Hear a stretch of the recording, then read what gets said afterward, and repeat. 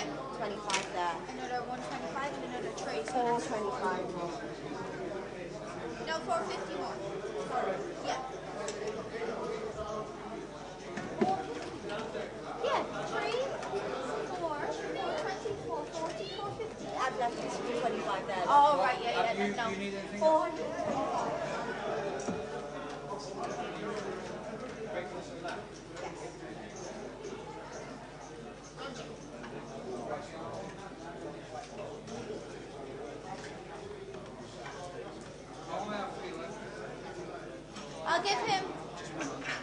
I'll give him one back. That's fine, I'll get it. I need 320. How much is that? 300 then. Oh, I just spoke to Reg regarding that, what you asked. You do have to tell her it's an underage. Which I would say. Did you understand where I was coming from, though, I yeah? understand what in our rule. No, but that's why I was asking you, because when I said it, then I was like, oh, I don't know here, because to me, it would I've always known it the other way, but I was like, oh, I better No, for check. us, yeah, you tell it's an underage. Just because it's basically me saying, yeah, Carl, you can't shove over you. That's the Yeah, only reason. I know. No, I get it, but when he said it, he was like, I was like, oh, okay, that makes sense. And then there was not much said about it. And then when I got off it, he was like, by the way, is that a Grosvenor girl? And I was like, I'll just check.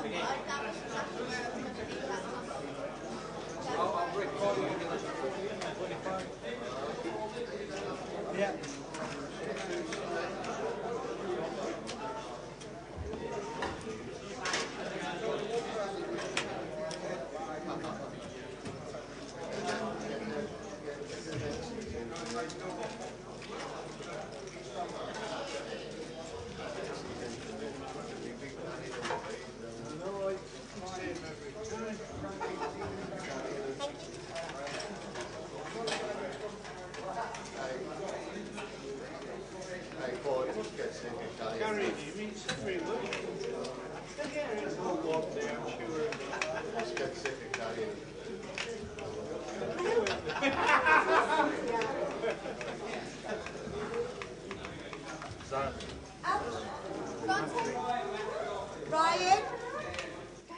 So we're back live. Here we go. Here we go. Here we go. Here we go. Refresh needed, ladies and gentlemen. Please refresh, refresh, refresh.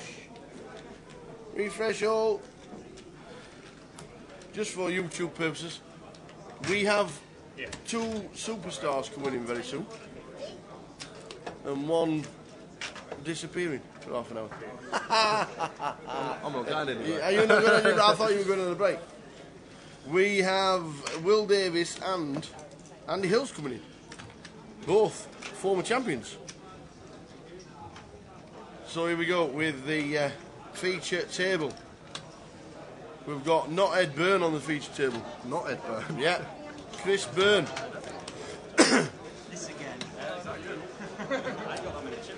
We have Fozzie back.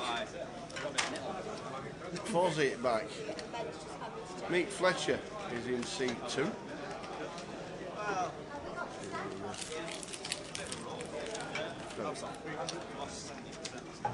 Nope.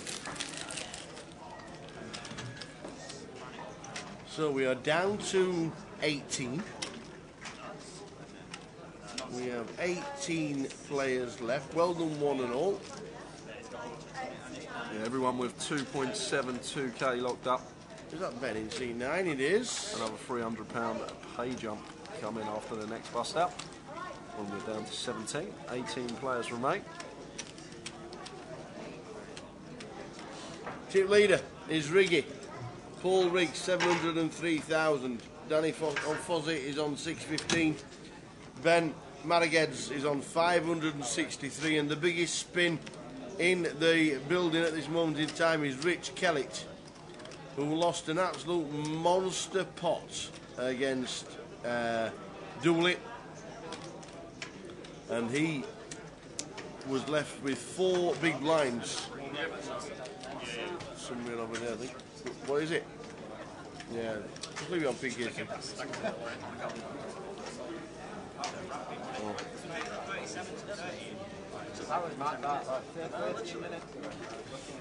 Oh. Rich Kelly had 4 big blinds. He's now on 450,000. Rob Bickley, 403. Mark in seat 6. Mark Dyson, 137. Former champ, Riggy. One of the chip, in fact, the chip leader on 703,000. Ben in seat 9. That's out of the way. And Riggy takes in another.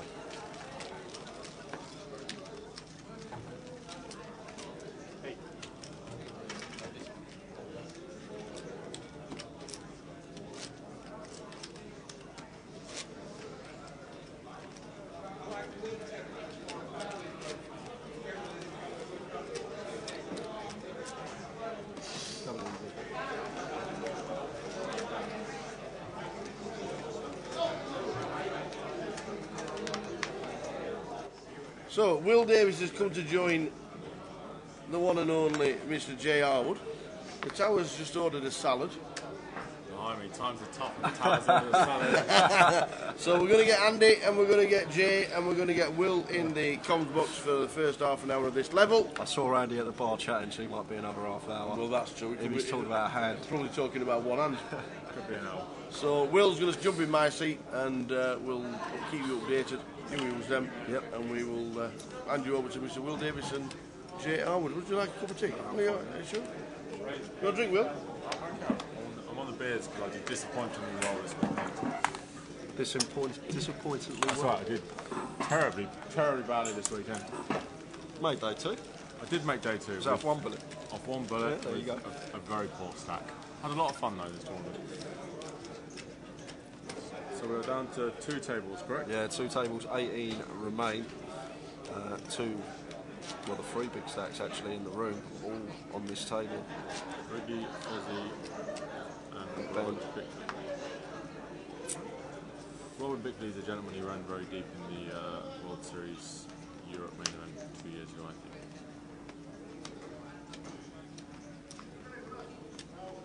Who is your money on with 18 left in this tournament, Jay?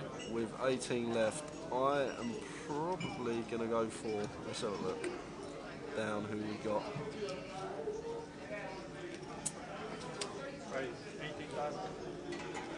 I'm going to go with Fraser McIntyre. We're going Fraser, I'll go Richard Kellett.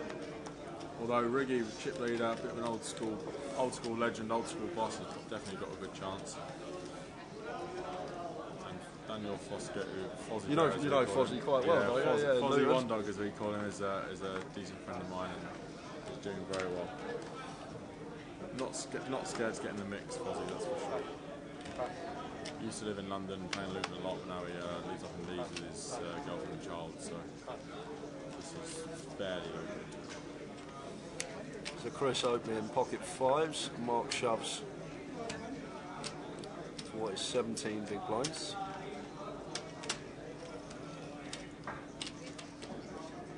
And action back on Chris, who should be getting out of the way with fives under the gun open, 17 big blinds shove. We are full ring again now.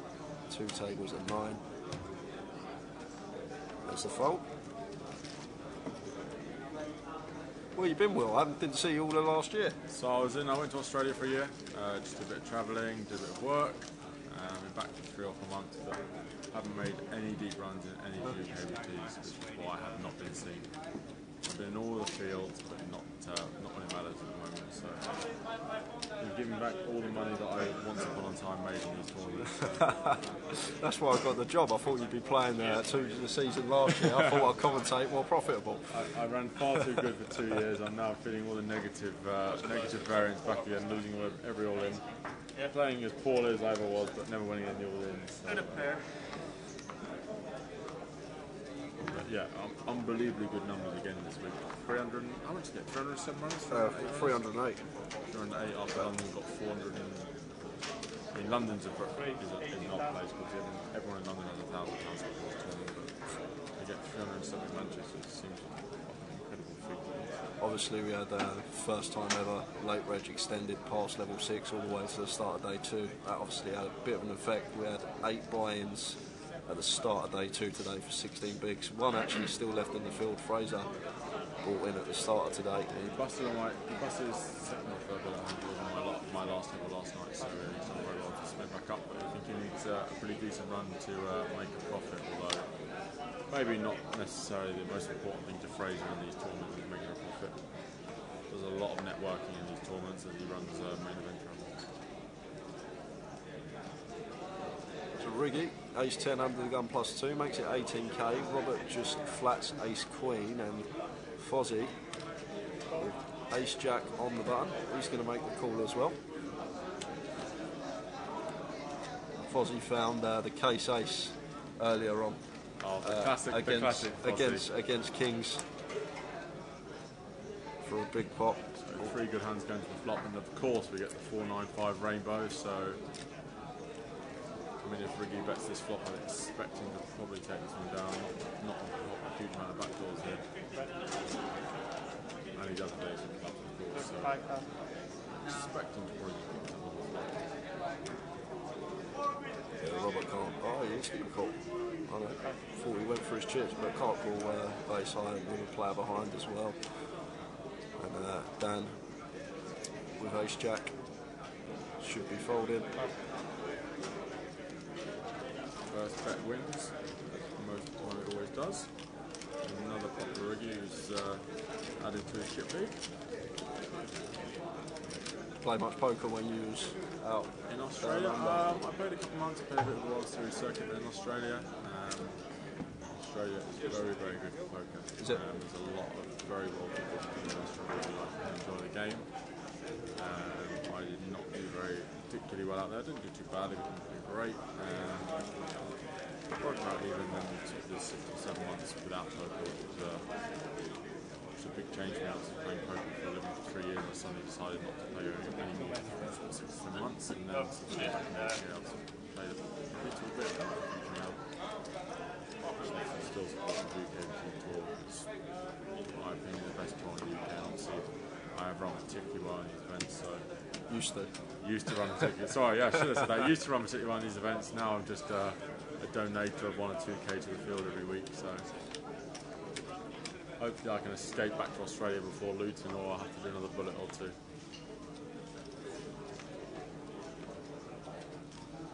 Mark Dyson, whose final tabled this event the last 2 years, chopped it in 2017, final tabled it last year, going for 3 in a row, which would be something. Incredible. Great, 2 years in a row. Yeah, chopped it with the same year Andy Hills won it. He's a local, or? Mark plays a lot of poker. He plays for a living, online grinder, I believe. Very, very good. Got some great results online and live. But he's him, you know, Alan Pearce. Yes. And Andy Hills. They all, I think, they're like study partners. Oh, he's in that crew. Yeah. He's in the Wizard crew. Yeah, he made a pretty sick fold yesterday as well with aces.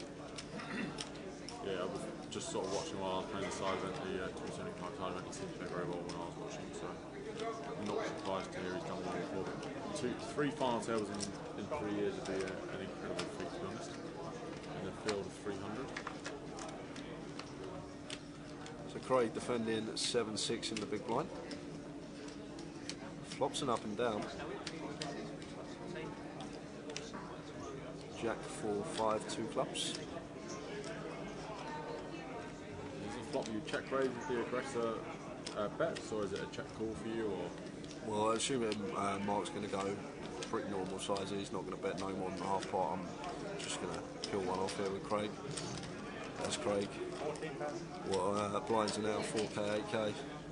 So we've still got 23 bigs in our stack. So bet 14k. We're just getting direct price now. We can pill.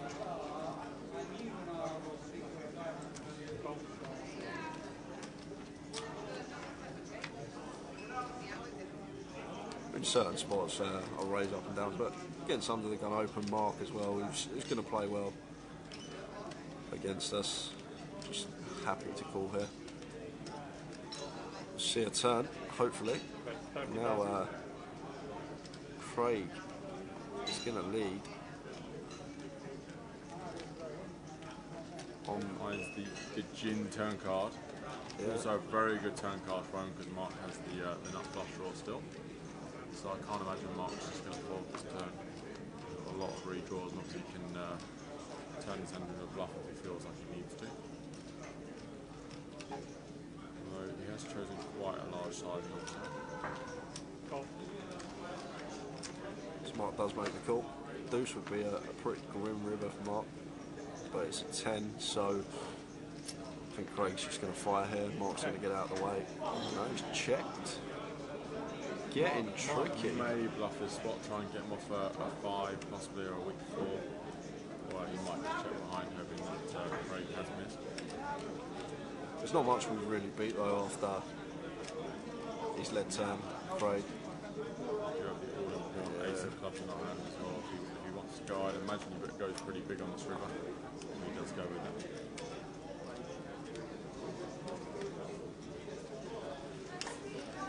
Oh, I'd love an ice cream, please. Vanilla, please. Lovely, thank you. Yeah, he probably will.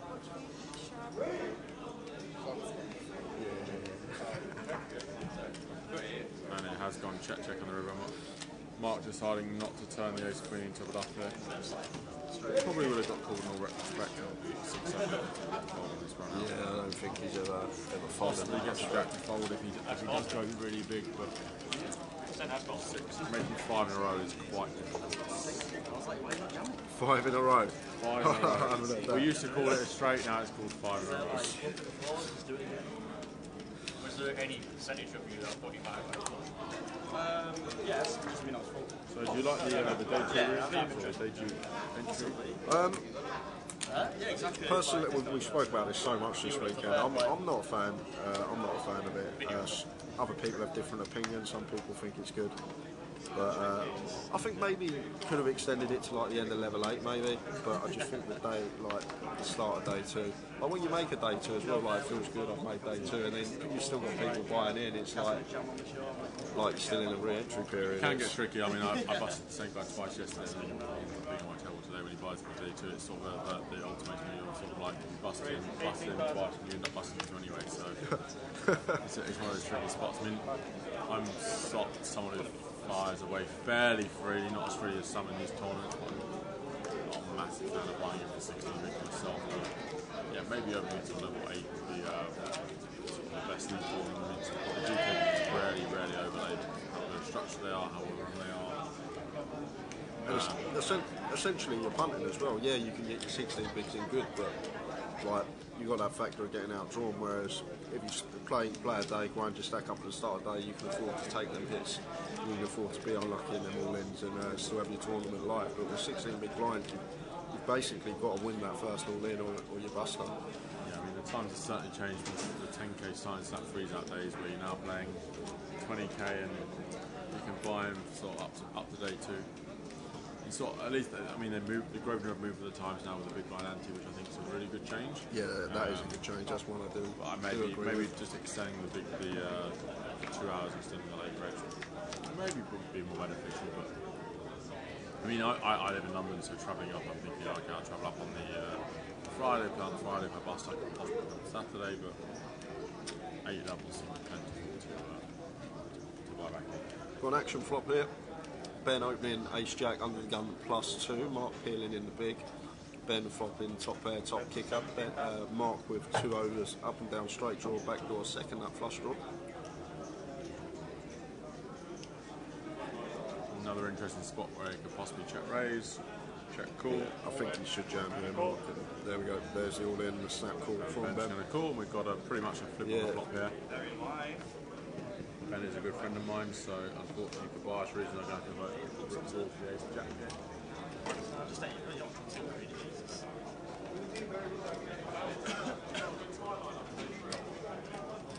Obviously a very important part to pop the mark in the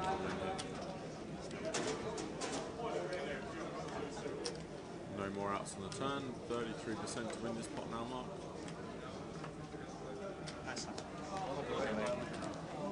We boxed him, Will. We said about 3 final tables. We did. 5 minutes we later, truly boxed him there. He's out, did nothing wrong, really. It's another great run for Mark Dyson. 17th for £3,020. 80 something thousand to the winner this year. 83,000 to the winner. Absolutely incredible for a £1,000 prize.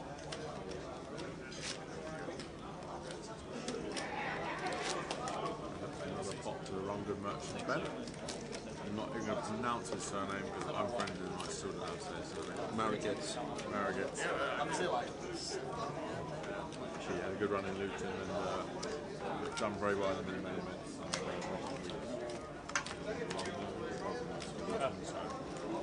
Yeah, he plays well, Ben. He's on the feature table a lot throughout last year and plays very well.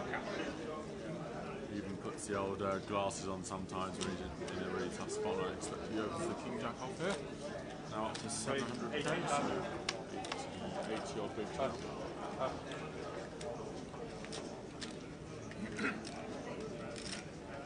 Tricky time of the day, so a lot of people are thinking, oh, I don't want to, maybe it's a good time to spin before making the final table. Some people are thinking, oh, I can consolidate my stack and just make the final. It's one of those times of the day where some people play tighter, some people try and give it a spin before the final table, and they come up to sort of 10 or 15 bigs. There's a good chance to see some people go home on a Saturday evening.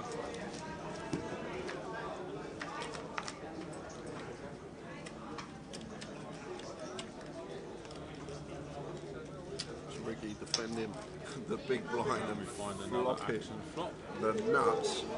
Top pair gut shot for Ben.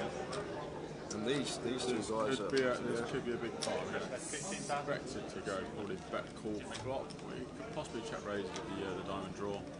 Even check back sometimes.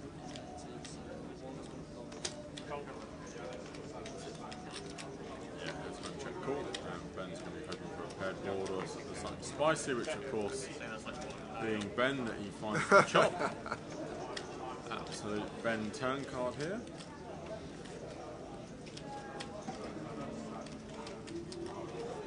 don't expect GUKPT to go too mentally, even though they've got the jack, obviously ace jack in the nuts here. I expect that. So bet call. Ben's going to find the Jack River as well and bluff and get Riggy off the pot. You think? You reckon? Ben is a magician at these turn rivers. Plays very well, but also finds a lot of help with these turn rivers there to allow him to do these things. I expect let's just go check call, and they've wasted 2 minutes of our time. We'll get the chop pot out.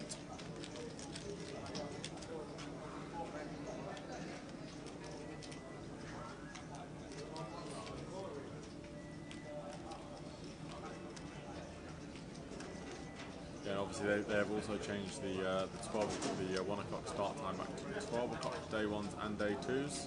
I much prefer that. Which is obviously beneficial to everyone apart from the poker player who can't wake up in time. Obviously you guys working behind the scenes, it's obviously much earlier finish, well not much earlier, but an hour earlier finish. It's a lot nicer time. rather than getting in back to the hotel at 2, like getting in at 1. It's just like. I also think most of people like myself who travelled up, like checked out from the hotel at 11 AM. There's not a huge amount to do in this local area. You turn up to the casino and just go on wait till 1 o'clock to play as well. There's a lot of people strolling at 1 or 2 at late night from the cash games the game the day before, but generally 2 or 1. Remember the GUKPT? They had a 10 o'clock start. The old 10 o'clock starts on day 2. You could tell who really cared about the game there. The old 10 o'clock starts. I set the alarm for 9 AM, get on the train, I turn up, play 3-handed with two lovely older gentlemen who work in the city, and you knew you were committed if you turned up for the start of that con. Most of the people would turn up bleary-eyed at about midday. Oh, Innocence 10? Yeah, Innocence 10. So, Mick Fletcher's on this day. Mick Fletcher's obviously a long-time winner in this game. Very, very good hold'em player. Many results. But down to this. Yeah, just over bigs and mess around. 2 hooks in. Robert's not calling. He's got a lot of good results so far. Finals of the Irish Open. His final table. Generally, very good player. Made a very decent living off this game. Let's win competition. It was an interesting event, this one. It had a lot of very good players who played and also made day 2, and then a lot more very well-known players from the EPT, Ludo, Niall, and sort of gone by the wayside. Now it's a lot more national players have done well. Steve Warburton, Neil Farrell, and Tom Middleton all busted within 5 minutes of each other on this. A lot of the females would have checked out after those 3 buses, that's for sure.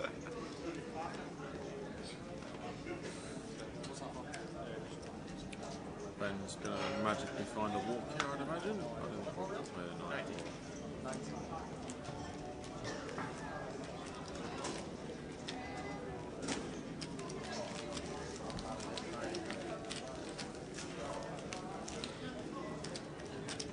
Won the mini main, did Mick Fletcher in Blackpool last year for £20,000. Quite a few firsts in the Palm Beach big game as well. Very good tournament that is, although unfortunately it doesn't run anymore.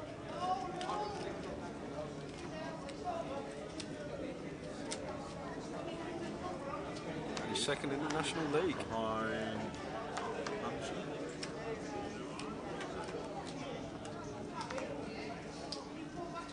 the National League is the leaderboard of all the £100 or over broken events, which has been run this year. Top 5, I believe, get a package. So top 5 get a diamond package, and then the remaining 72 players in the league that have qualified at the grand final this year, there will be a playoff, and dependent on the prize pool from the National League, we're expecting to get another 10 packages, so hopefully be giving away 15 Myself, passports. I'm in the top 870 at the moment, mainly due to bullets fired rather than quality of results. And the thing, And of course, Ben has found the 2 kings in the small blind against Craig's open, and this is going to go 3-bet fold, I imagine. Probably going to make it about 50 to 60,000 out of the small. And I don't think Craig's going to get too fruity with the queen to not. if Ben runs as good as you say he does, then the big blind's probably going to wake up with queens here when he 3-bets.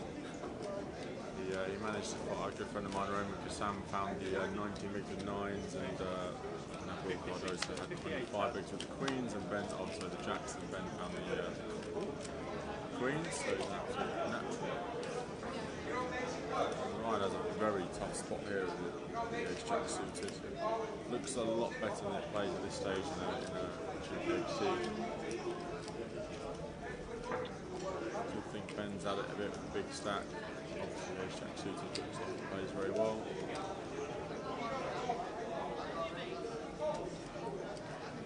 Yeah, tough spot this for Ryan. I mean, I wouldn't hate him going all in. Obviously, folding, calling is probably the worst option. I think if you fold or shove in this spot. Yeah, Ben just stopped there. We weren't a million miles off with your 2 queens yet. The ace-jack which could easily have gone in. Ben moved up to 740,000. Yeah, Ben and Riggy, 2 big stacks in the room, both on the same table. Ben is part of the Ryan Mandara crew. They made day 3 and lost half of the day. So he's got a strong leader there under Ryan. And he's done 5th or 6th in Luton, I think it was. And he's done well in numerous mini mains since then. So GUKPT is really good for Ben. Yeah, he's always there. You see his name in the sides, always cashing, always running deep. A bit like I used to in the old days, Jay. Yep. You know? Before I busted you in Reading many years ago. The end of the run bit. Queen 10 of diamonds, you check raise me with the up and down, and I find the diamond on the river. Yeah, the old 7-5. I remember. I'm glad you're in the commentary box and not on the tables anymore. Much better for me. Mix found the jacks again. Second time into the jacks this orbit, and this time he's just decided to raise, try and induce instead of just doing the all in. Really's got a very tough spot here with King Queen. To be honest with you, I think that was the year I came 4th, so your chips propelled me to a decent cash. You are very welcome. Glad they went to a good home. I'm surprised you remember that album. That was years ago. I remember all the pots I lost, you know. Well, you're not the only one. I'm the Never same. remember the ones I win, but I remember the ones I lost. I only remember the ones I win against you. As many years ago, I won a pot at GUKPT tour, so I remember them fondly. So that Fozzie's gone to a flop here with the 10-8. This could be an interesting spot for him. Go jacks. Fozzie might just decide to go with the 10-8 here. 10-7-3 might be the ace king, ace queen. 8s or 9s, he might just go with this, or he might just check call.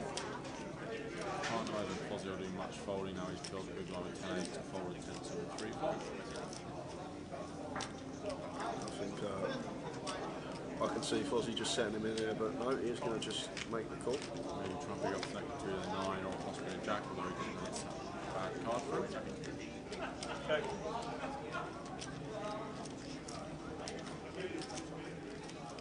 He's been running pretty hot, Fozzie. Deuce of diamonds is going to be a very tricky card for Fozzie to fold. I mean, Mick's got a very awkward stack. He might go very small, 20k maybe, 25% pot. Just trying to induce Fozzie to peel one off with a 10 or a 7. He's gone on the larger side, which shows what I know. Yeah, an interesting spot for Fozzie here. He's got a top pair.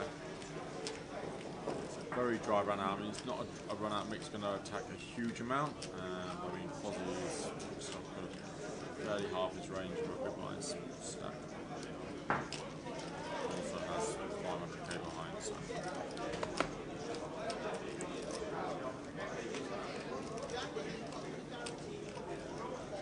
Want to call one more here, or Well, very close? the thing about this hand, Mick's open under the gun off of sub 15 big blinds. Like if we've got ace king, if we've got ace queen, if we've got ace jack, are we not just jamming? If we've got king queen, are we not just jamming? So the alarm bells are going off in Fozzie's head, do you reckon? Yeah, it just maybe he gets away with it. Fozzie is not one for folding, I must say. Yeah, I played a cash game with him once. Wouldn't be amazed if it comes an 8 on the turn, got a river on it. Ace river, this will probably now go check, I would imagine, unless we find a very good shove. Yeah, very good shove. It's actually a good river for the jacks. Like, Fozzie should not have any ace x here. Ace 10's going to set him in pre. It's literally ace 7's going to fold to the second bet on the turn. So, just looking at it from that perspective, you could actually find a really, really good value shove here, Nick.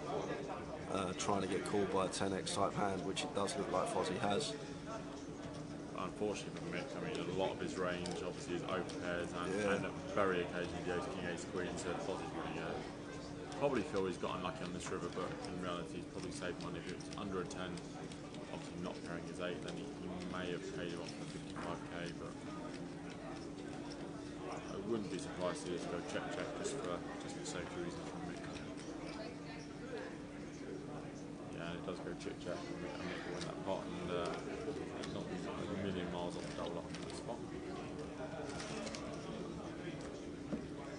A very interesting pot if the river was lower than a 10 there, what Fozzie would have done with it.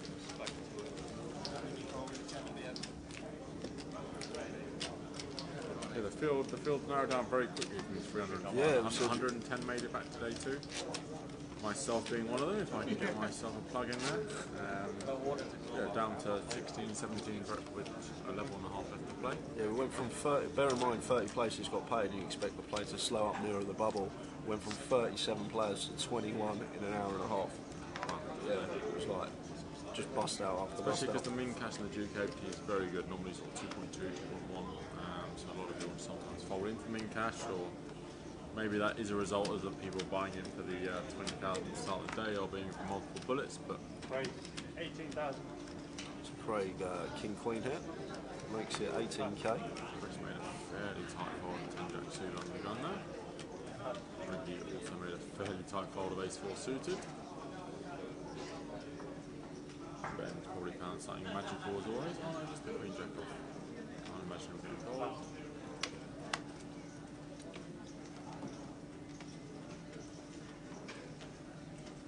I'd imagine Mick will probably call for just over a min raise here with the ace 3 off.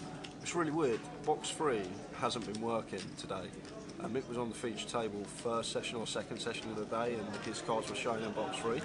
And now he's sat back in box 3. Mick's the lucky box suddenly 3. we can see whole cards again. Mick's a seat 3 magician. He's the only one who knows how to work it. It's been temperamental all day, and yeah, I heard there was some stream troubles when I saw you standing out there on the floor when the play was going on. I knew there was something wrong. Gave you in the tower an extra 20-minute break. All that hard work. they're long days. They are long days. It's longer playing it, I can assure you. So Mick does call C a flop.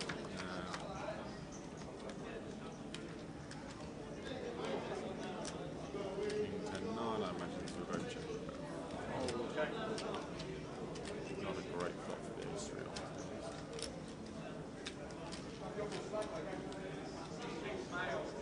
Bet 20,000.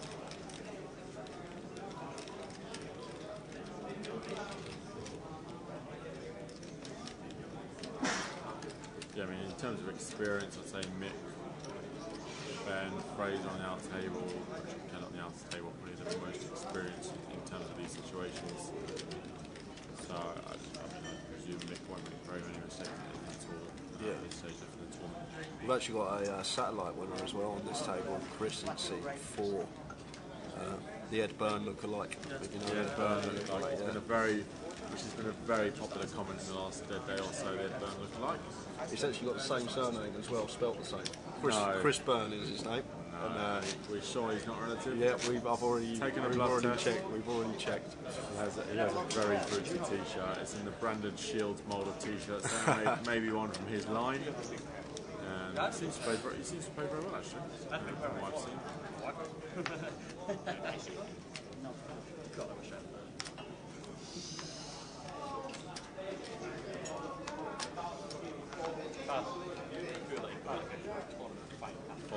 Fozzie's probably ordering some more run good off the waiting mark. He's had not had enough this day. Rob with Ace Jack under the gun +2.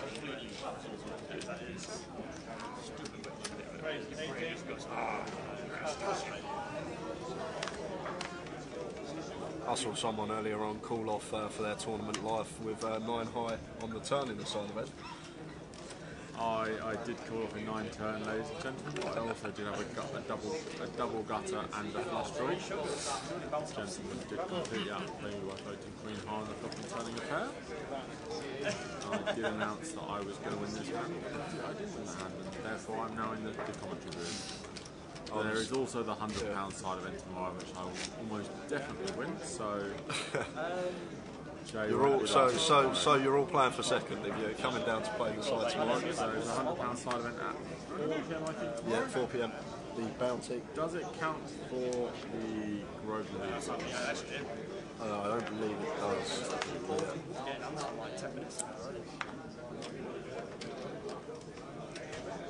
Riggy will be opening the 2 fours, which chip lead. 18,000.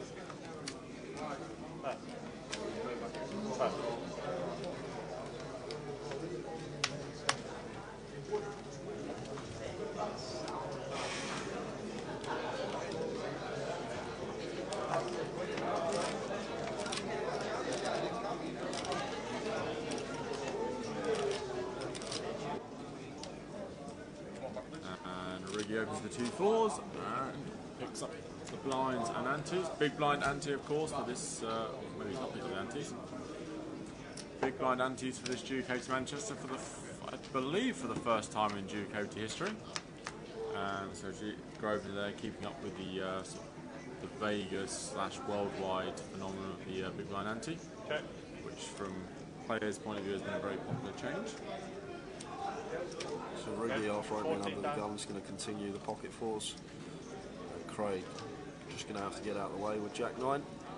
Jay, are you a big blind or button ante or regular ante man? Probably big blind, I'd have to say. Yeah, we spoke about it so much on stream last year about what was the best option, and I just think big blind ante is fine. And personally, I haven't won a pot since the big blind ante. So you haven't won a GUKPT yet? I have not won a GUKPT since big blind ante, so that'll be hardly made a day 2, to be fair. So a bit of history is going to be made. Get it back to the regular antes dealers. Antes and big blind, please, everyone. Change. You got change for this. Anyone got change? Anyone got change for a 5,000, please? Yeah, so we've got the big blind ante. We've been playing 9. So all GUKPT main events now start 9-handed on day 1. So that was just introduced this event as well. So no more 10-handed play on the start of day 1s like we have had throughout the years. Creates a ton more action, although the GUKPT is already the best UK event in the country. Just following suit from a couple of the changes that were made worldwide, it's just sort of kept up to date and has confirmed itself, as the numbers show, from sort of London and Manchester as the best tour in the UK. Best structures, best staff, best bloggers and commentators, of course. And many years ago, it had some of the best winners, but these days, anyone can win one, you know. Just going to put that out there. These days. It's a lot harder to win one now. All the turnouts we get, it's just an increase year in, year out. The fields are getting bigger and bigger, especially at the Vic as well. I don't even know where everyone turns up from. It's like, it's amazing. They have £1,000 packets dropping out their pockets at the Vic. So here we have Robert's opening ace 10, Ryan's killed the Queen 10 suited, and Chris has done a great the 2 kings. I would imagine on every spot here he's going to 3-bet. The Ed Byrne look-alike. 68,000. He does 3-betting. Very interesting spot. I mean, he's probably going to go quite large, which he has done, but on the button he can probably try and reduce here and go a little bit smaller. But at this stage, you're more than 40, 45k dead on the top. imagine unless Rob makes a move with the ace-10, the old school 4-bet hand. What's the new school 4-bet hand? Too much. 4-bet. Anytime I 3-bet, they seem to 4-bet their ace side. Whatever they have when I 3-bet's the answer. Aces is the new 4-bet hand. They seem to always have it. They've always got it. Have we got any anonymous left in this field? I believe we've got one anon left. One anon. So we've got a good chance that we won't have another anon winner this year. 2 years ago, the Sir Andy Hills one. Yeah, chopped it with Mark Dyson, Twan Lee, and Hendrik Getchy. They done it, yeah. Yeah, they done a 4-way chop. That was 2 years ago. Last year, the anon one. Good chop to GUKPT, hey? Just go and win it. Anything worse than that is flipping for a trophy. Yeah, my good friend Janice Phillips has reminded me of that multiple times since then, going, oh, you're going to flip for a trophy, you're going to flip for a trophy. One of my large mistakes. I don't think it's a mistake, to be honest with you. If I'd just done a chop for over 100 bags, I wouldn't really be too fussed. Very happy with the money. There seems to be a very good drinking spot on the horizon. So I thought, you know what, it's 11 o'clock, let's go and have a couple of drinks. So Fozzie's opened up the ace queen here, and Rob's defended a big line with ace 3 off. Okay.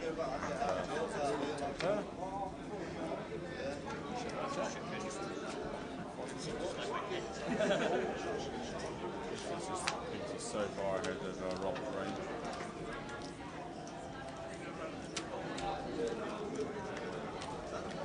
I saw the names turned up for this event, obviously Ludo, Nala, as you said, Warburton, as the ice creams appear on the live stream.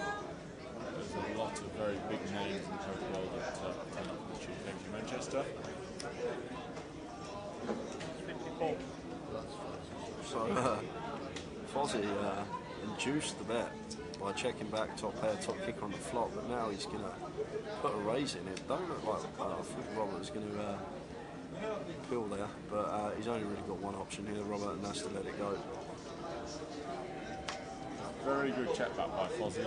As you said, he's induced that turn bet. I think he probably should just flat this turn bet and hope that, Robert has the ace of spades or some kind of draw and does barrel twice, but Fozzie does pick up 18 or 19k that he otherwise wouldn't have done again on the flop, so Fozzie. And the other thing, would have played a lot of poker with Robert today at some point or another, and if he's noticed that after flops check back, Robert's leading a lot out of the blinds, then that could have been something to do with it. He was going to lead a lot of turns after the aggressor checks back.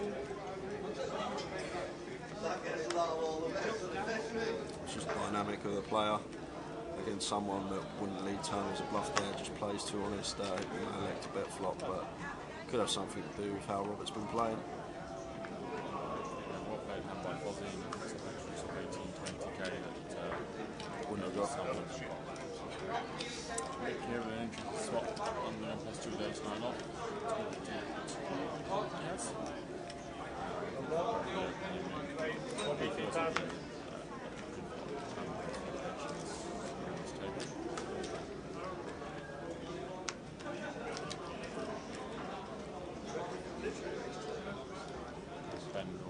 big line of king of 10 and queen ace, knowing our friend Ben.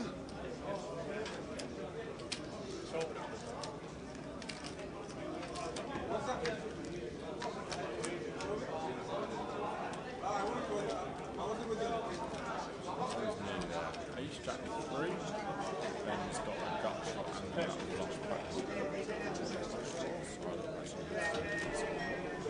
Unless Mick goes some ludicrous sizing. Decided to pot control here. Ben could plausibly lead this turn, although he may and Mick will have a lot of jack X in his range, like Queen Jacks, Jack Tens, Jack Kings are probably going to check back this flop as well. But Ben is going to fire. I would imagine Ben will fire on any diamond or any pitch card river.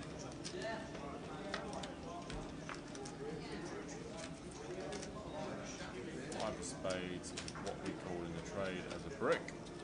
I imagine this will probably go check, if not check, fold.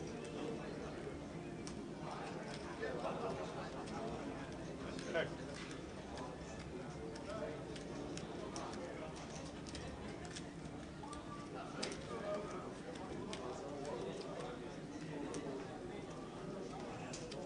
You still play much poker yourself, Jay? Or? I play cash pretty much every day, well, nearly every day that I'm not doing this, so no tournaments. So I have not played. I played like 4 tournaments in the space of a year and a half. I played this circuit back in 2017, and that was it. Played that year, and then didn't really play. I remember not so fondly you playing this circuit in 2017, Jay. I think you must be in Luton and in Reading, so thanks for that. One big pot's up in both, so I must say when you were elected the Towers side for choice, I was, there's a player I don't have to contend with anymore. Great news for me. Of course, you still play the mini mains in some of the legs? I played one last year. Played the Luton mini main last year, cash. We actually met in a curry house. The pre-match. Oh yeah, I remember you and Guy Taylor. We bumped into each other for a pre-match kebab because all the breaks obviously have a kebab. I had the chip lead that day as well. Go back with I the chip did not, and I did not cash. But I did have a lovely mixed grill. So who's the real winner in this one? Yeah, all I really play now, I play the 25-25s in Luton and like a mini main, like a local GUKPT mini main. And so the 25-25 is also now the same ideology as the main event. GKP, you can now buy the turbo in the morning, I believe, on the Sunday morning, and you can buy it directly for day 2. So if you are travelling or you do just want to make it a one-day tournament, you can now travel up on the Sunday morning and play the turbo, and you can buy day 2, or if you don't want to do the turbo, you can just buy it directly on day 2. So there's a lot of value to be had. You don't have to make sure to do 2 days of your weekend if you do just one on a Sunday. You can now travel up, and the deep stacks are exactly the same on TV.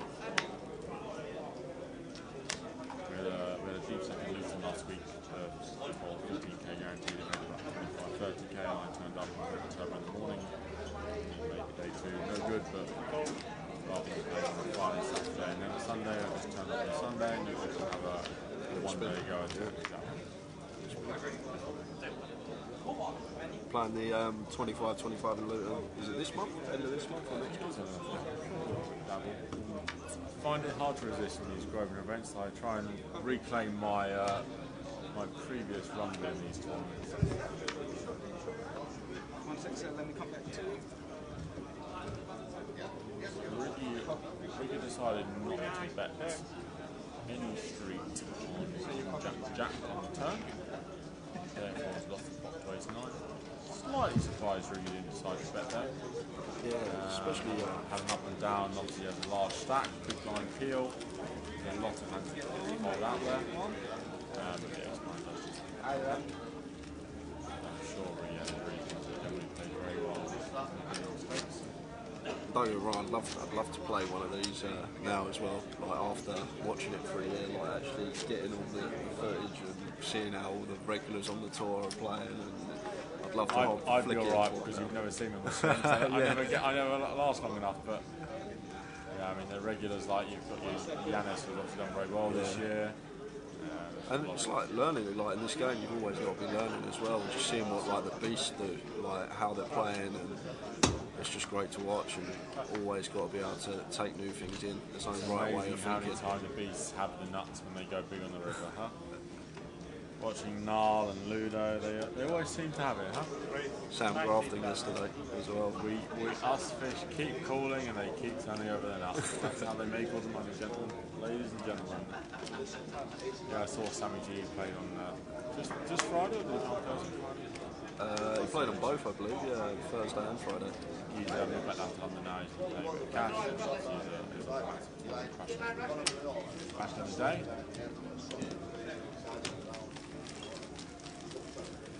So this table's playing fairly solid, no one's going to be out of line, no one's open too wide. Obviously just looking at that final table now, the payouts are huge, 1,000 up top, 60 on the second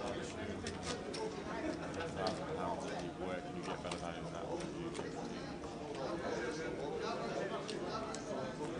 got 10 minutes left on the clock for this level, and then we'll move into the last level of the day. Good evening, everyone.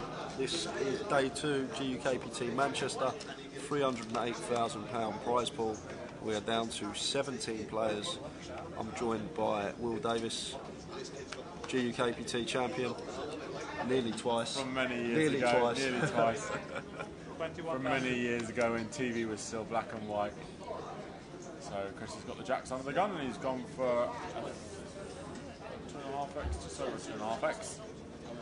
It's a very interesting spot for Chris, for Craig. Chris has played fairly snug on this sizing. It's genuinely going to be a very good hand. So Craig may elect to call, possibly even fold this hand, which I don't dislike that much, and it does go for the fold. I think Chris has probably lost a customer there with the sizing. I bet it's incorrect, but I think Craig's really wanted to use his strength.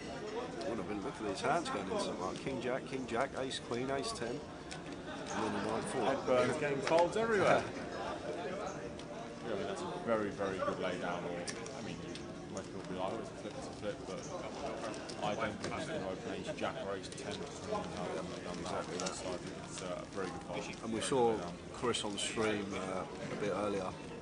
Lines were 1,500 3K, he had aces and opened to 10K, so over 3x. And then he opened button as a still, literally basically a min clip as well, a few hands later with 6-2 suited. So it seems like his sizing was indicative of his hand strength. Yeah, I mean, I'm definitely not sort of. It's a very tough spot. I think I might have found the 12. I'm going to fish up with a clear screen, but I don't dislike that. It's fairly reasonable. He's opening with the gun and it looks like he's very strong. He's coming off doesn't exactly close to that range. So.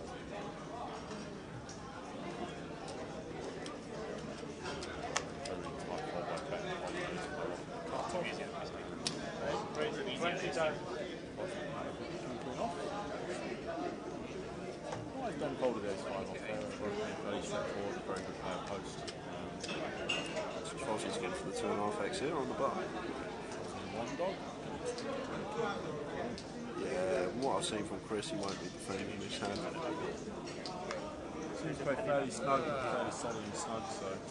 Yeah, what I've seen from him just seems pretty solid. And flashes Fozzy Daniel Foster King.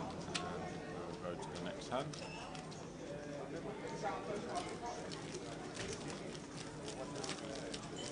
One more.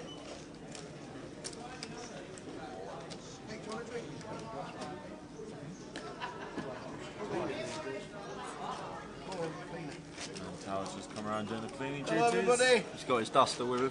I've been watching. Yeah, he's got his little skirt and a duster. Ladies and gentlemen, I'll leave that to your imagination. What a sight for sore eyes.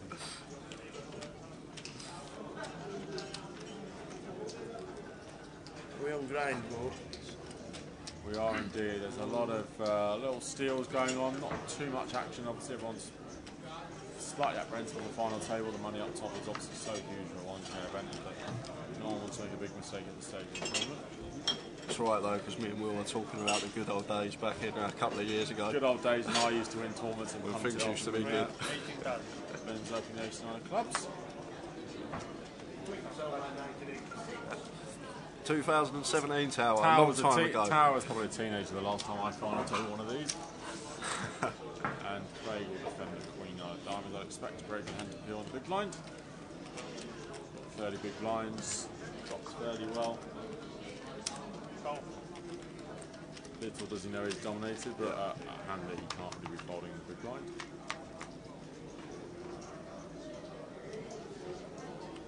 Action flop. Queen 7-7-2 clubs. Indeed an action flop.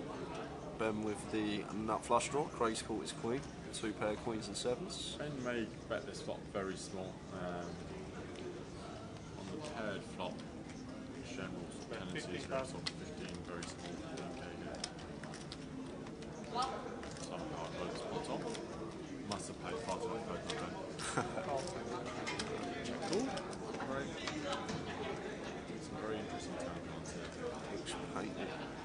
King of It's a Clubs. very interesting turn card, although slightly too high possibly, but Craig may call one. Ben just turning the nut flush as he does. And double checking that, yes, yet again I've made the nut flush on the turn card. Do you know what? I played with Ben in a mini main in Luton last year, and I went in the hand. He was on my table, and he made the nut flush on the turn. He double checked his whole cards, but like proper double checked the attack, like he was checking to see if he had a club. So that's twice I've seen him do that now. It'd be interesting to see if he's something he does all the time. A lower club, and I think he'd definitely get paid on this turn card. The king of clubs, Craig may opt to just. Obviously, Ben does face king in his range, king, queen, jack, also sometimes with clubs. Jack even has to turn the king. Just one more. Obviously, Ben will be loving this. Action The killer. clubs on the river has killed all of Ben's action. He runs so bad. Craig runs just think, oh, I've got so unlucky here. Because you know that he's drawing fairly slim turn. Ben's probably going to bet about 40, 50k.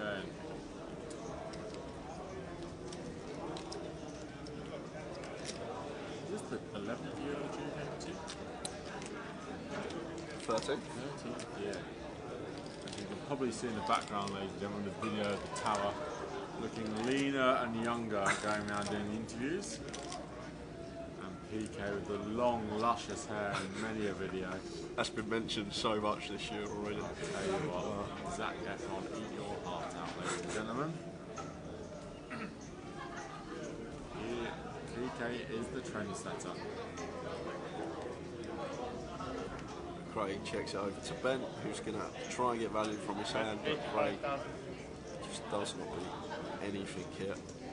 Ben's got rather on the large side, maybe hoping that he's got a 7 or 10 or jack of clubs. Going to get called by the queen particularly often, unless Craig is really at it. Would much prefer Ben to go a bit smaller here. When you think about hands that Ben can have here, Craig can have here with a club in him, it's like Queen X with a club, like Queen Jack with a jack of clubs, Queen 10 with a 10 of clubs, Queen 9 with a 9 of clubs. And the way the hand's played, you just don't expect him to almost ever have a boat, so... And obviously we blocked the Queen 9 clubs, as you said. Yeah, we've got 9 clubs in our hand. 10 of clubs is going to fold sometimes there's It's just so hard to get paid on this run out the way the hand's played by any hand. I say that, and might see Craig Hero here with just the Queen. He's not insta-mucked. You won't get good news if he does put another 85k into this.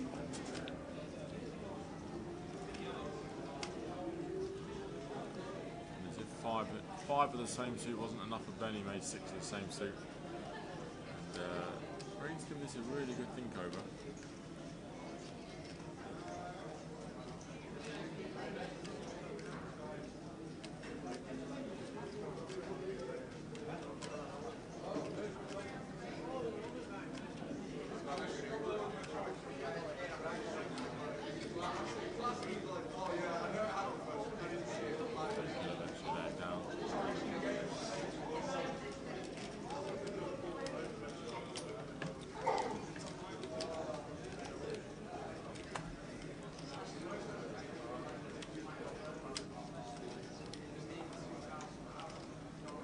On the GUKPT blog is no longer the GUKPT page on our blog page, correct?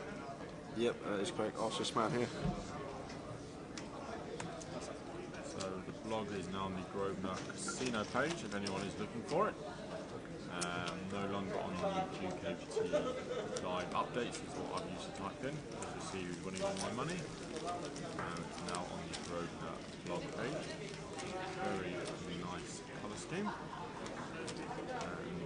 You'll probably see which Kt, the wizard that is, has just won another large pot on the outside table.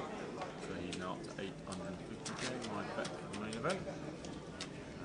Cyril cashing the GUKPT, Cyril winning in general. He's got a good sack here after having 4 or 5 bigs on 6 or 7 for money. We are actually down to 16 now as well. Mark Baxter busting on the outer table in 17th place. So we're down to 16 players.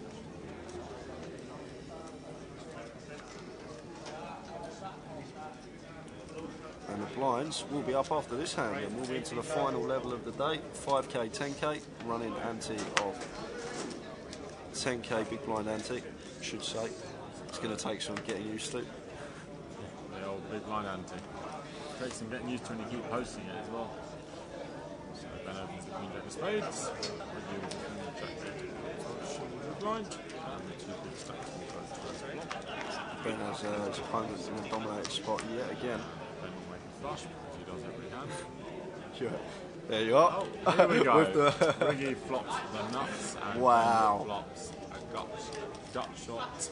2 overs and a flush draw. This could be the biggest pot of the tournament right here. Yeah, this is huge. Ben, straight flush draw.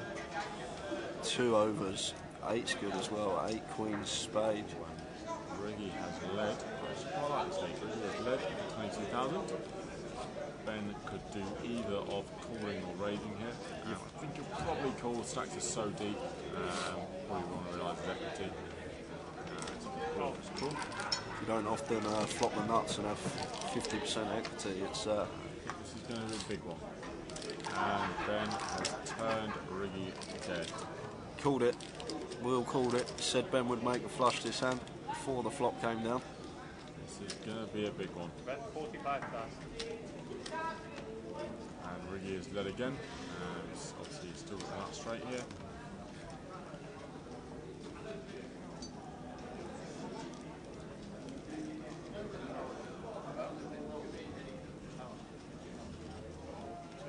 And now Ben's going to know after Riggy's led twice that Riggy has more than a 1 pair hand, I'd expect. So it's a spot that he can definitely get more money in on this turn. Riggy's going to have a lot of 2 pairs, 10 9s, possibly sets, 7s and 9s, and also Jack 8 obviously. Yeah, it's a machine there. 8-6 suited, another one he can quite easily have. He's scared, Ben just calls again. And if this is a red or low river, then Riggy is going to do a lot. Of course, because it's Ben, it comes to 6 of diamonds. Riggy in his has still got pretty much the nuts, and he leads again. Now it's up to Ben what sizing he decides to raise, and he thinks Riggy has. Yeah, it's going to put Ben over $1 million in this pot, whatever happens here.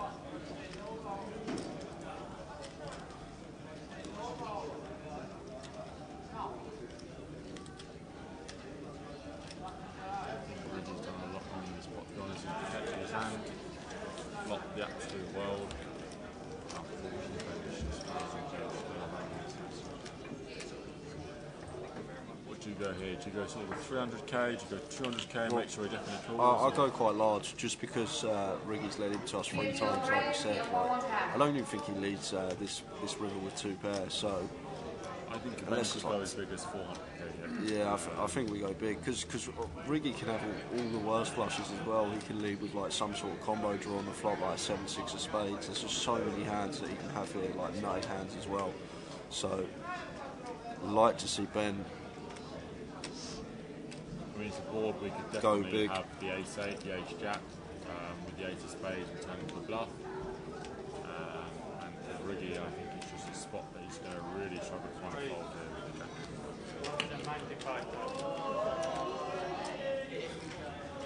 Riggy leans back in his chair as he gets to that. Makes it 195. He goes pretty small. Very small. Almost impossible to hold for that 110 I mean, yes, he gets lots of flushes. We have just such a high hand up in our range here with the jack 8 of clubs.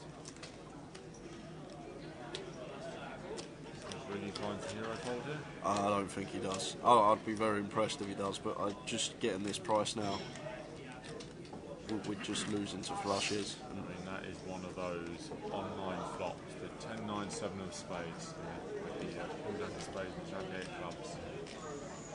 Neither of them getting away from this.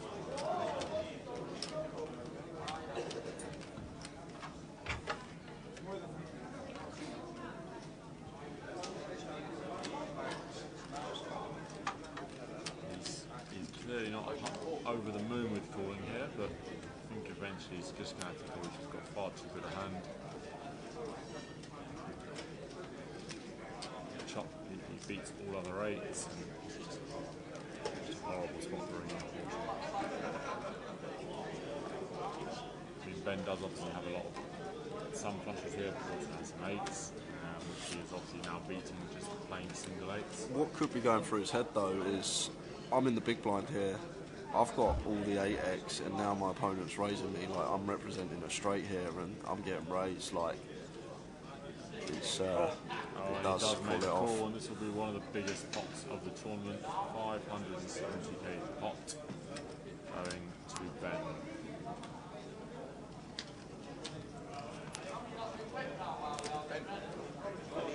And Riggy drops down to sub $500,000, betting up to 1.2 million chips. There's 6 million chips in play, so just over Ben. Got around a fifth of the chips in play. Flush after flush for Mr. Ben. Fifth of the chips left in play with 16 left, not bad for Ben Marageds.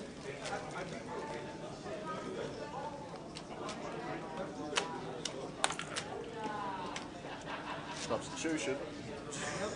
We are bringing on the 80th minute substitution as we're looking for a goal. I feel like Akin Fenwar coming on for Harry Kane. And replacing Harry Kane is the white Akin Fenwar himself, Tower. Good evening, Tower. Good evening, you man. How are you? That was a biggie. That was a very big pot. That was a biggie. I think the 2 chip leaders on this table, obviously going at it there. Just one of those dream flops that you see online and say, oh, it's rigged, it's rigged. Unfortunately for Mr. Rigg, it was on that occasion rigged for Ben who made the flush. Who's your bet with 16 left in this main event?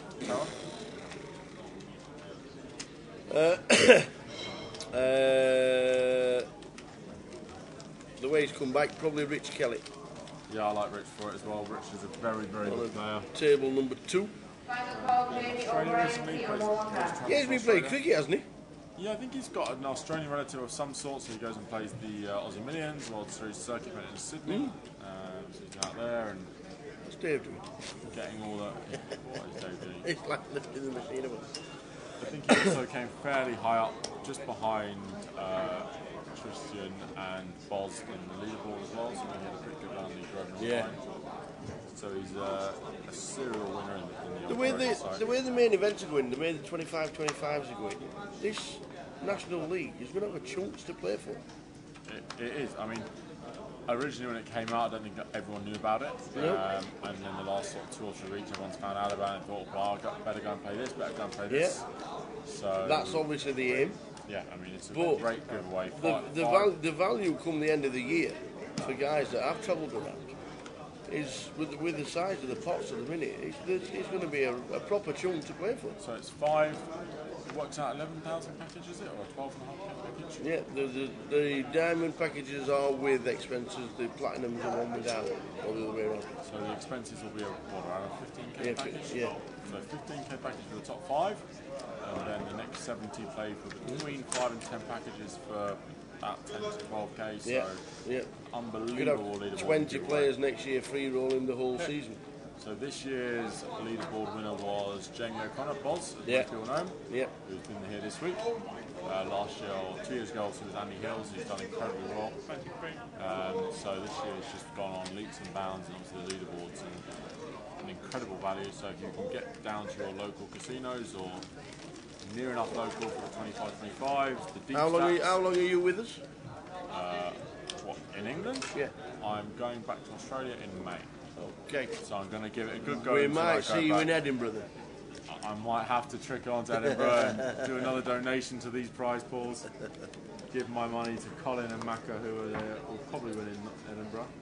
But it's a great leaderboard, and obviously now the deep stacks are in, as well as the 25-25s, which you can now obviously buy for day 2. Yeah. Buying for the turbos on day 2. I think the 25-25s work out at something like 8 bigs though. I think it's a little bit different. It does, but it does give you a chance if you are travelling and thinking, oh, there's nothing to do on Sunday, if you don't make day 2. Always have a spin. You fancy it. Fraser's still in. He bought in today too. He did. I saw Ludo bought him a day 2 and he cashed. Yeah. And obviously those 25-25s you can also get in online on a Wednesday evening. There's lots of seats online. If you want to put the seats, you can possibly use one of them. If you are Do travelling, you play much online? not a huge amount. No. Try a couple of satellites. Always plus me. So they've got the online GUKPT tomorrow. They have the £110. 10k guaranteed for under £10. Yeah. It counts towards the leaderboard.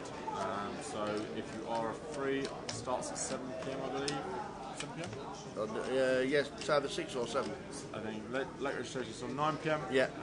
Yeah, it made 7 o'clock. 11,500, 12,000 in London. So make sure you are on the Grosvenor software tomorrow night from 7 till 9. Yes. £110. We've got a £500 free roll tomorrow We do. for the live stream final.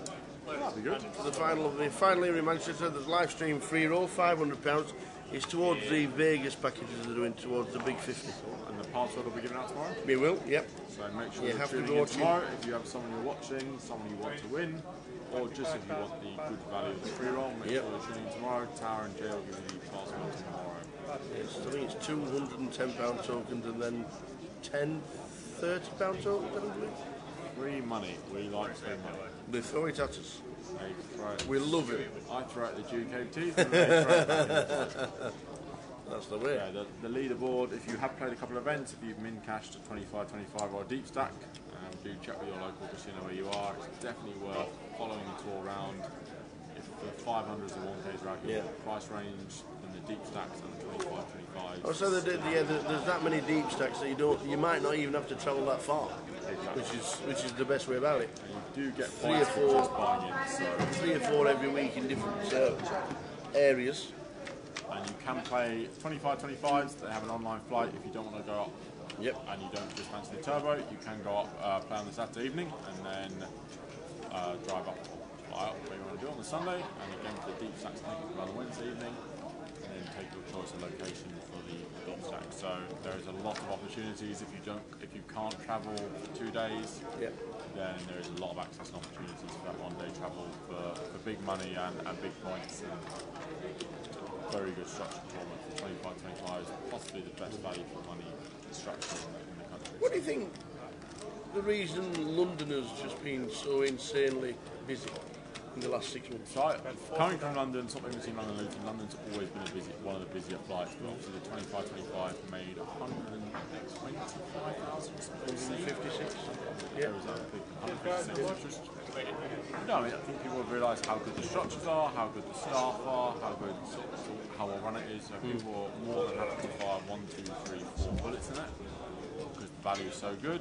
You can also now play online. Yeah. People win a lot of seats for it. I just think people understand that it's good value and it's good structure. I mean, 25-25 is 40 minutes halfway through. Yep. No level. I wasn't expecting 10 buy-ins today. I was must having a chat with a friend I must saying admit. 4 to 6, so I was surprised it was 10. I can just see when the London 500 comes in July, the first week in July, that's going to be a place where there could be 30. I mean, it's an interesting one. So I travelled up from London with a couple of friends. So I mean, we were going to play up. We travelled up Thursday night, bought in Thursday night, played Friday. And if we did no good on Friday, so played Friday, we were going to have a think about playing the 18 or 16 results. Yeah. If we had travelled up from London, it's opportunity to win £80,000. So I mean, it makes sense if you are travelling. Yeah. It gives you the opportunity rather than waiting until the side event, which is obviously a very good event. But if you do want a really big money, you can big money. If you have the first sort of 16 weeks and have a spin, then that day to buy is sort of a no-brainer. I mean, if you see some of the players that did buy in today, you've got sort of Ludo Gaelic, Fraser McIntyre, Yanis possibly, but you've got some really big names there who have points for day two, who appreciate the structure, prize pool. So Mitch Johnson, Fraser, Enimus Livonis has won one of these. yeah. Mark Kelsall, massive big cash player. Terry Jordan, Muller, won this event 3 years ago. You know, There's some very big names, right? you see the prize pool and you think I still need to be in it. Yeah, I mean, it's a 300k prize pool overnight. You think £1,000 for 300,000. I mean, how wrong can you go? And of course, as I said, there's satellites 3 nights a week, so if you do want to win a seat, you can now win a package, so it's a £1,500 package, all the £1,100 seats. If you get a couple of those racked up and you are here, then obviously you've got a free chance of winning basically £5,000 in an incredible structure and a great tournament, so I can see what's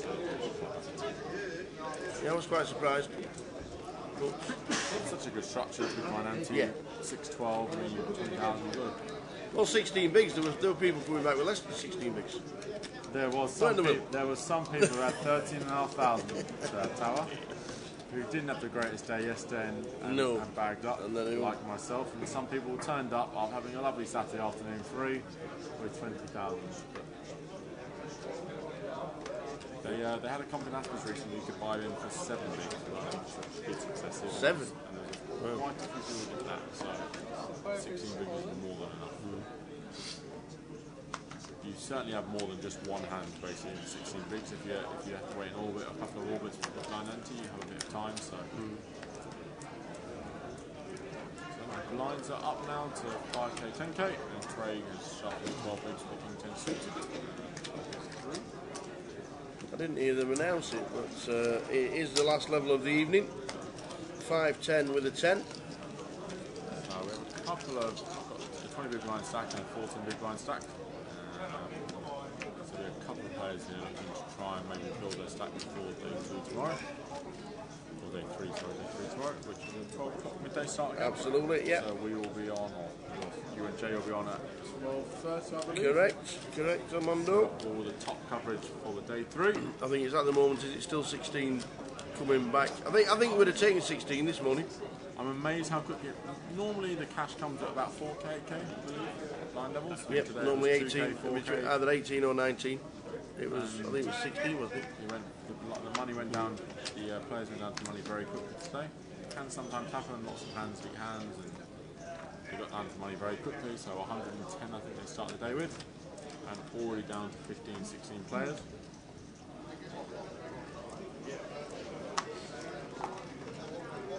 And it looks like, just from the blog, that's on the blog at grosvenor.com, and we've got on the blog on the outer table, Richard Kellett seems to be steamrolling ahead. They took a massive pot off Dooley, and the guy to his left, I don't know, young lad. I don't even think he's been on the feeds table in the last 2 days. Kellett seems very experienced. It took a monster pot with a set of 5s. Like huge. We have an all-in call here.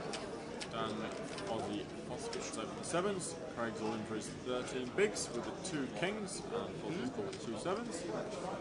And a very important pot, obviously, Craig to hold here. There's no such thing as jinx. Sorry.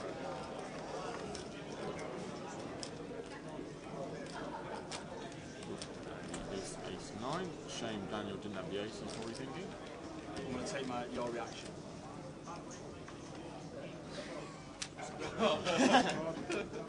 Jack of spades, and Angel with the 2 7s, and Craig will double. And he does. 4 of hearts, and Craig will double up to 290k.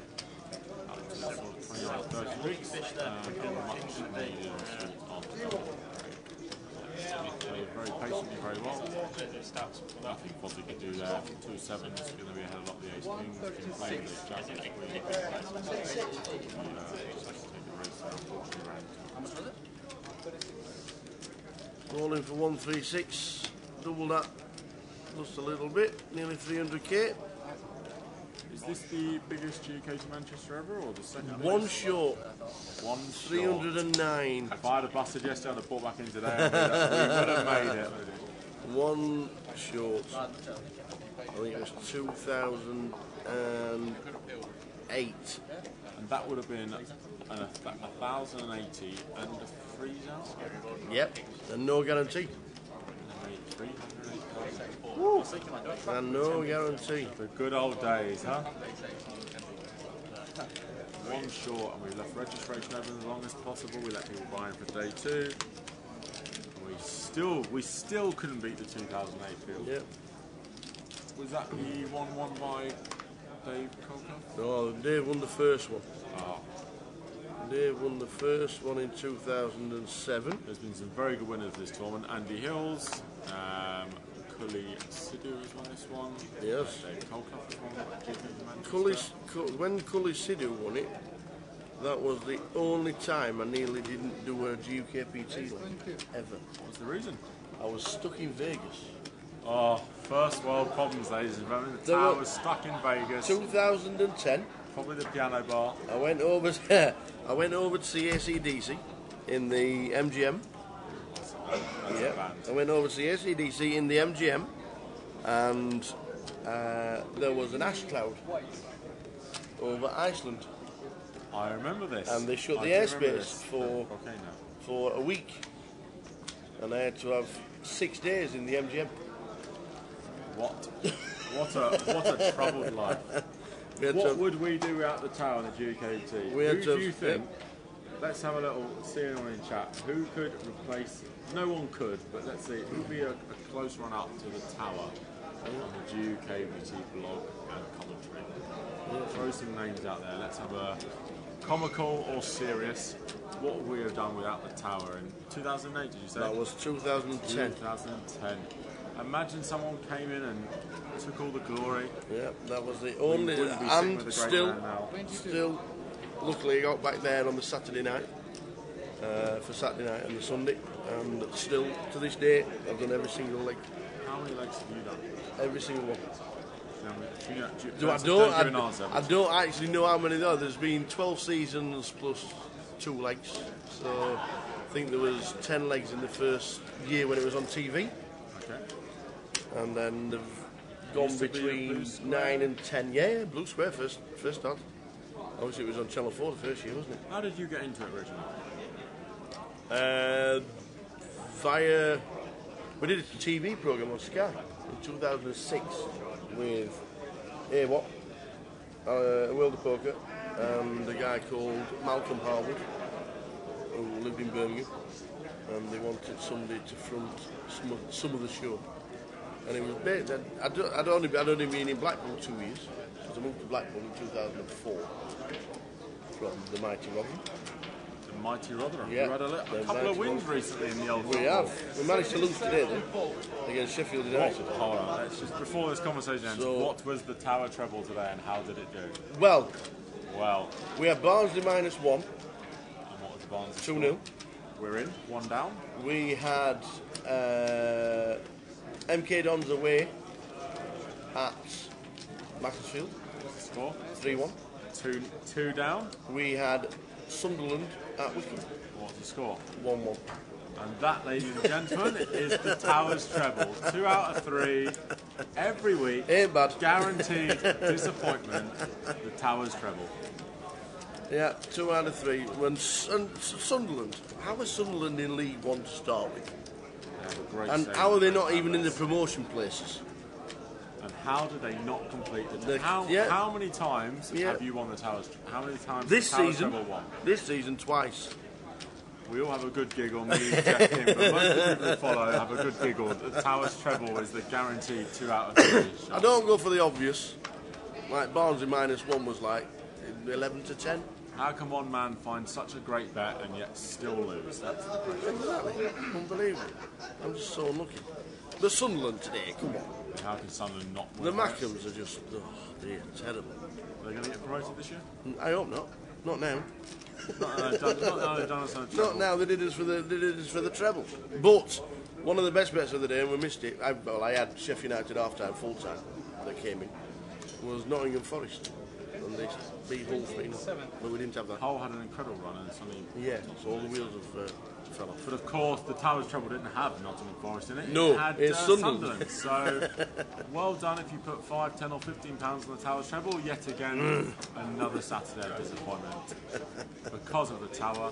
Yep, we've got to go to work on Monday. We'll all go and work. We'll all go a couple of hours work. We'll get the money back from the Tower. Don't worry. You're unlucky, I thought. What's been your favourite ever leg? Is there a moment that stands out for you? A winner that stands out, a hand that stands out for you? I think Brian Clark, when he won Blackpool, in Blackpool, which is from Blackpool, and it's PK's dad.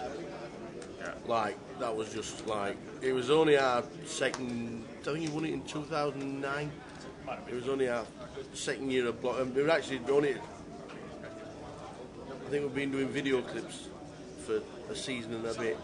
And obviously, them days we had a massive camera and a video, and we had to edit it all and put it all up and do videos because there were no live streaming back in the day. Pretty much what a CFO does now, then.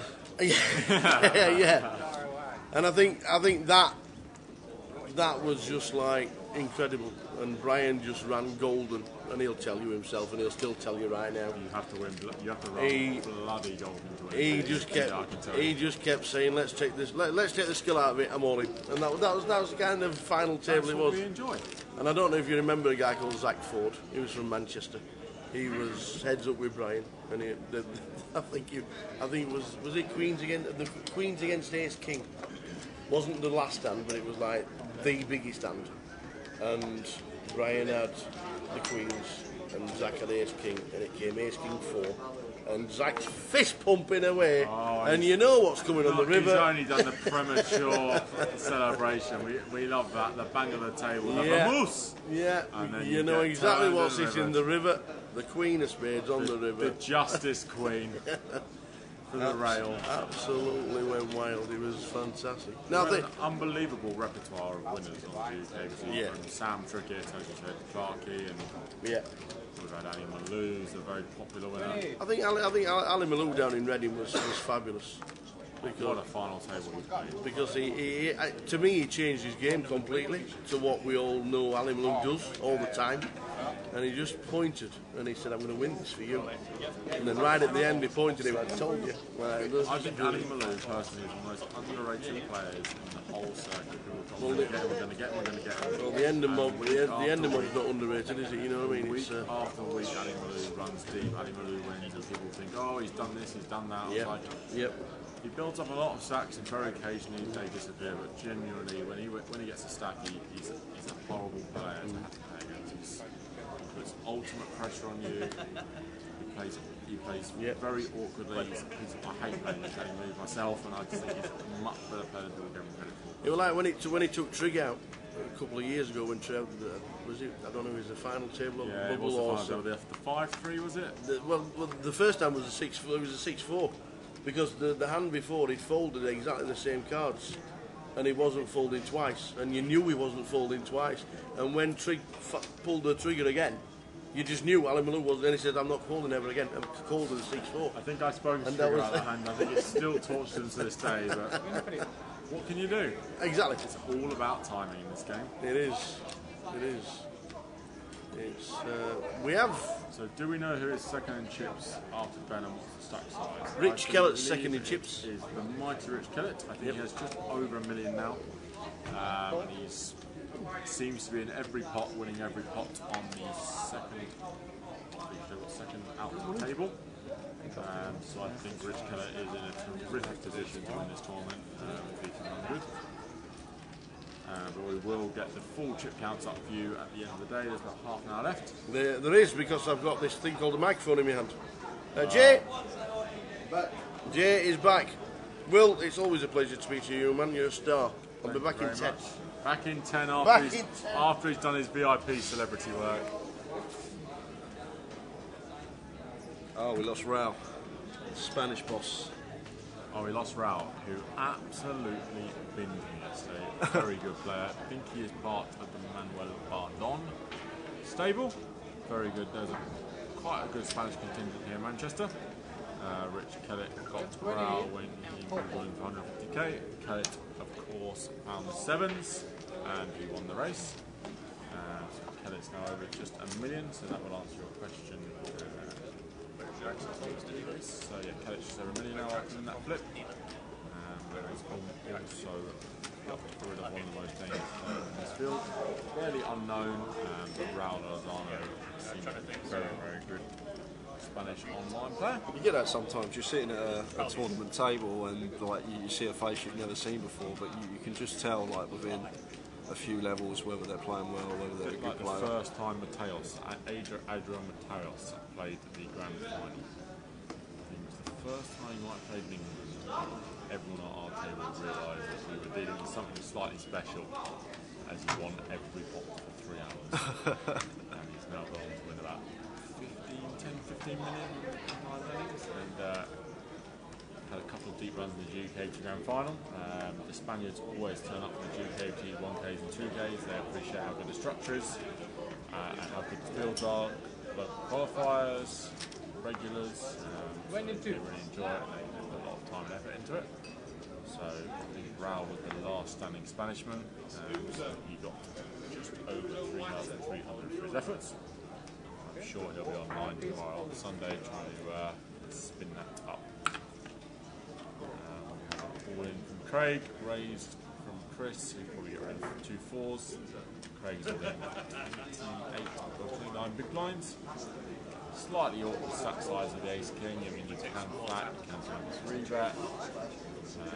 This stage, I quite like just the shove if he has it. Let's go to the races.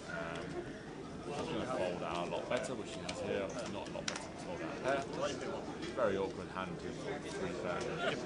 It's just horrible when you 3-bet, you get pilled and you whiff the flop, and then they call you continue, and then 3-bet just also looks so strong. Just get it in. If the man has 10 jacks or queens, let's go for the races and see.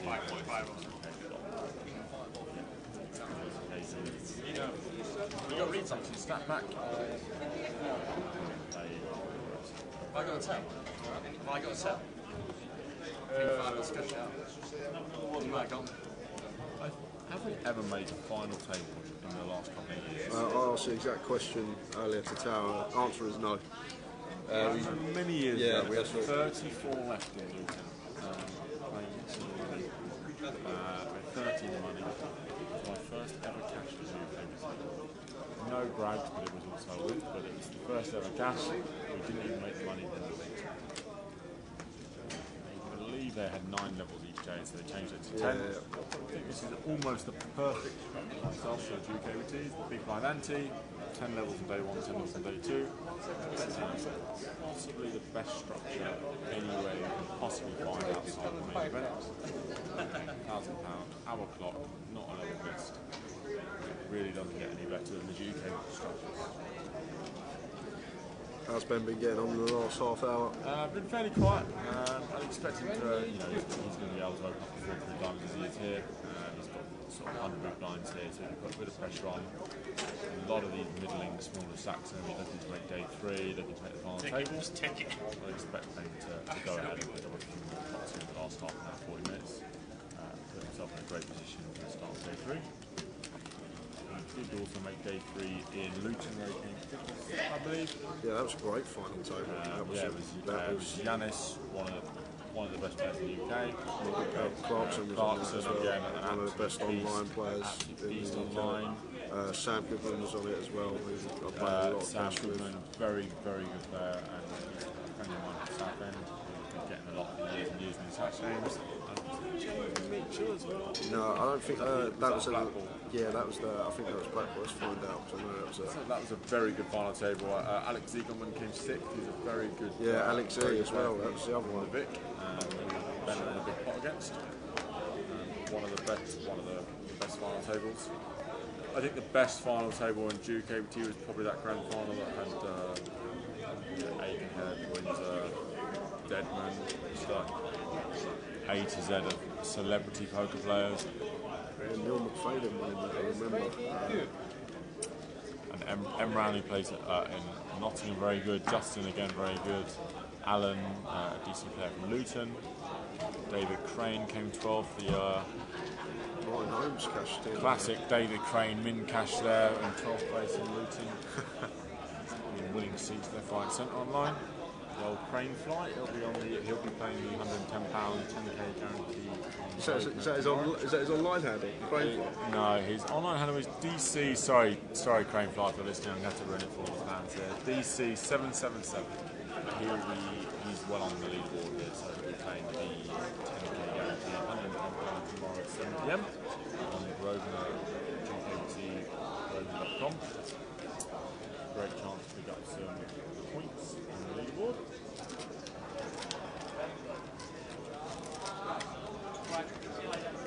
Day checking into the live stream here. Two places at once. Usually is. Putting Dave off. Dave doing a great job on the comms as always. I'll tell you what, he ain't easy. If there's anything worse than a tower treble, it's a Dave treble. We don't even broadcast it. There's no point broadcasting a Dave treble because the first game never wins. He's always got a great. To be fair, my hacker wasn't down before 3 o'clock kickoff started. Yeah, thanks. Who puts Palace? Why do I do that? Who puts the early kick-off in? Why would you do it? It just ruins the day for you when your early kick-off don't come in. How's Riggy played since he lost a hand? Very solid. I mean, it was probably one of those pots that will get posted on the Facebook, I imagine. Yeah. Fascinating pot between the two big stacks. Very tough river spot. It was 110k to win 500. He's got a straight. He really only loses, well, literally only loses to a flush. And I don't think Ben has that many flushes. Obviously, there's no tight king eye flushes, but in live poker, it's one of those spots where you try and convince yourself the guy's at it with ace of spades, or just has a set, or just a single eight. With that sizing, if he does have a single eight, obviously he'll beat that single eight. So I think really has to call. And I don't think he would kick it himself. It wasn't a bad call, of course. Obviously, in hindsight, he's losing to the king eye flush, but I think many a time he'll be chopping there or beating the chops. And Mike Mahoney and the live stream. On his way to Barcelona tomorrow. He is Mike Mahoney. Also, Paul Spillane's on his way as well, who was watching the live stream earlier. Ludo, Raymond, Foggy, I believe. They're all going over, are they? All going over to Barcelona. What a life they live, huh? Off to Barcelona. This 500 euro, 1 million guarantee is going to get absolutely smashed, isn't it? They've had 3 or 4 flights online already. Oh, have they? All right. But don't forget, online's all about the Grosvenor 110 tomorrow. And the free roll. And the free roll, the password out tomorrow. You forget about that 5. Don't worry about winning 200k. It's all about getting the points for that leaderboard for that 12k package. I will see you online tomorrow, everybody. £500 free roll. At least one bullet donated to the prize pool. But it was only one bullet this week, which is good. It was only one bullet. I mean, it's a good bag of 13.5. Do you know one of those incredible big ones that I've had? I think one of them last level. We had 7s, last 7, so. Really? Yes. Last all in again. 7 deuce, 6 8, 7 6. Right. Yeah, lovely gentleman decided that. The lovely gentleman got a very nice price with the 7 deuce. Jeez. That was all she wrote. So I spent my Saturday afternoon from about 12:04 watching the football. You were watching Jay Zaka go down, wasn't you? I was nearly out so quick I got the Friday night football. 12. We had a fun on our table. There was a gentleman in table 12 seat 2, he busted at 12:02, and I was table 12 seat 7 and table 12 seat 5 busted at 12:05, and I'm very sure I followed him at 12:08. Wow. Craig in a bit of a river spot here. Ben, After the flop check through, Ben elected to delay continue on the turn after Craig made top pair. Craig made the call, king peeled off on the river, and now Ben going for the double barrel. And Ben does have a lot of king 10, king queens, king jacks here. It's a very, very tough spot for call, and it's a lot of his stack. It's 25-30% of his remaining stack. And he's going to put Ben on a lot of possibly even ace-king hands, but just check to try to steal the turn. But there's a lot of king 10, king queen straight draws that now make top pair. So it's a very tricky spot for Craig. He did make a good fold with the queen 9 of diamonds against Ben earlier. And Ben gets a good bluff. Yeah, that's a nice bluff there from Ben. Very well played. 220k going his way. Back up to 1.2. Just keeps on going up to 1.2 million. Will probably be good for the chip lead tomorrow unless Pellet does some magic on the outer table. Well, there's a 6 million chips in play, so he's got a 5th of the chips in play. Pole position going into tomorrow. as we head towards the end of the day. 20 minutes left on the clock. That'll mean Ryan Mandara will be on the rail tomorrow evening. Watching his friend do something he never does, making a GUKPT final table. Just had to get one big during the stream. Only one? Just one. The last 20 minutes of the day. Good chance the short stack to try and find a spot to double up, get some chips before the start of day 3. Down to 14 players.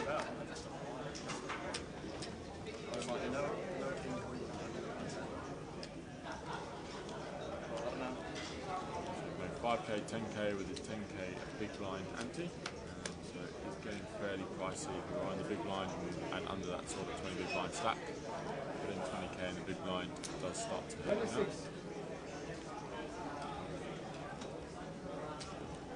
So false to Craig on the button. Going to come in for a steal with a Queen 9.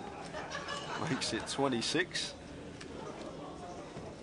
Robert's not going to defend the 5-3 off.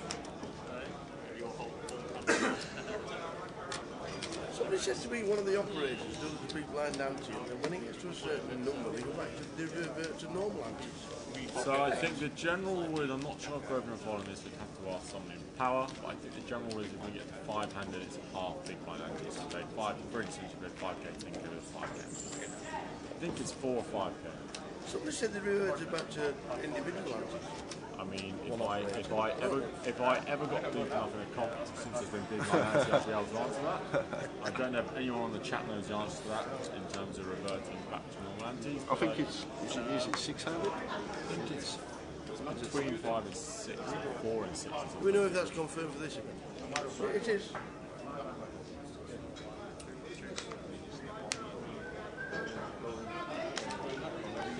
I'm going to say Cotton anyway, promise. Will Ed play a hand? We don't read them. He's talking about Chris in C4. Ed Byrne. Will Ed Byrne play a hand? Chris Byrne, it's his biggest cash ever. It's his first live tournament. He qualified for £20. £20. And he's turned into what? 2.7? 3k now. 3,000 now. 3,000 now. Yeah, he's going to get there. First live GUKPT event ever. I think Craig probably 3-bet this hand rather than just shoving the 30 bigs, so it's incredibly strong. To an undergun opener, I think he should probably just 3-bet this hand. But Ace Queen's even going to fold there for 30 big blinds. So he does pick up the money, and he's up to 35 bigs. Maybe he just doesn't want to play the pot out position, so he just pick up the money. And as Harry's confirmed, 500 is half ante.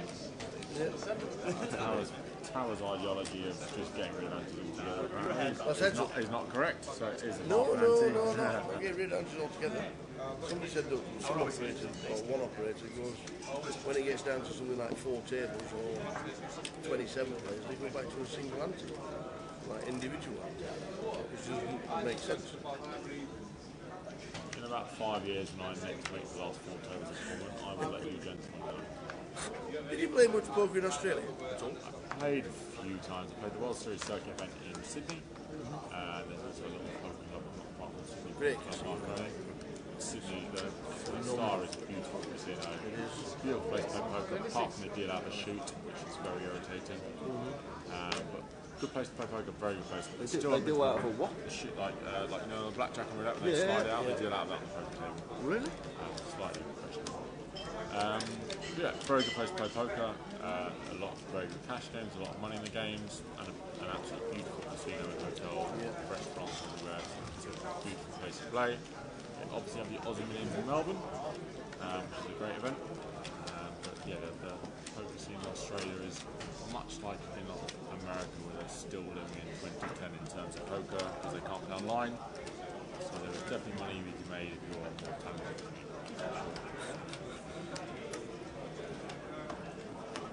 You know what I like about you, Will? You never put yourself down. I was 100% the best. I was 100% the favourite on day 2 starting today to win the tournament. And somehow didn't win the first two. It's much a miracle to me as it is to all of you. 7 or 8 all-ins. There's a lot of wins. did get slightly professional. Rob was dealing, he was never like this.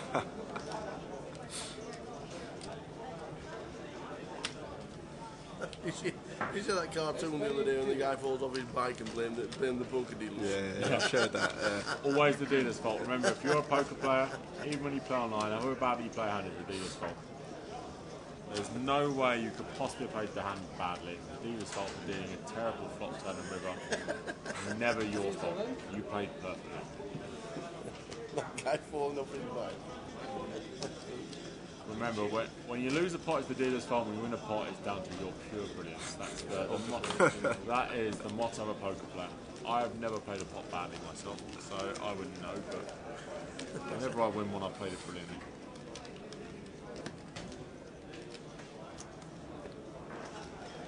Yeah, 20 minutes. Less. We got we got about 3 minutes till the clock's going to be paused. Is it? Yeah.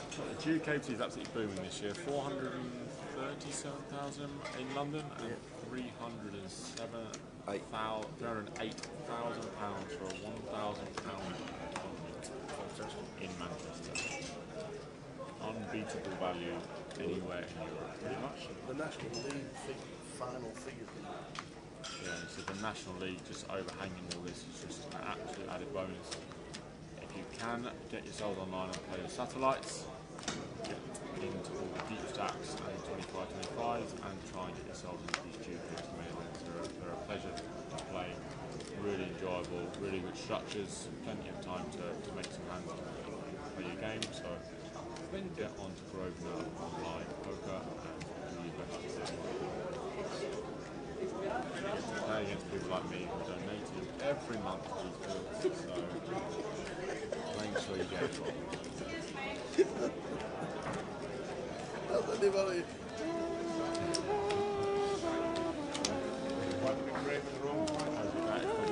That's the world's smallest violin playing the world's saddest song for me. Should do it this 10 high. Yet again, watching a day two rather than playing one. You did play one. I did play one for about 5 minutes. I found, yeah, it's a tough life. You can't win a 1K every week apparently. There was rumour of a 100-weight chop and 3K a pop, which I was trying to promote for the cards and never got darts. Blame Radfinder for that. I did promote a deal for 3,000 each with it. And there was somebody doing for more than 3 bullets, so no names given.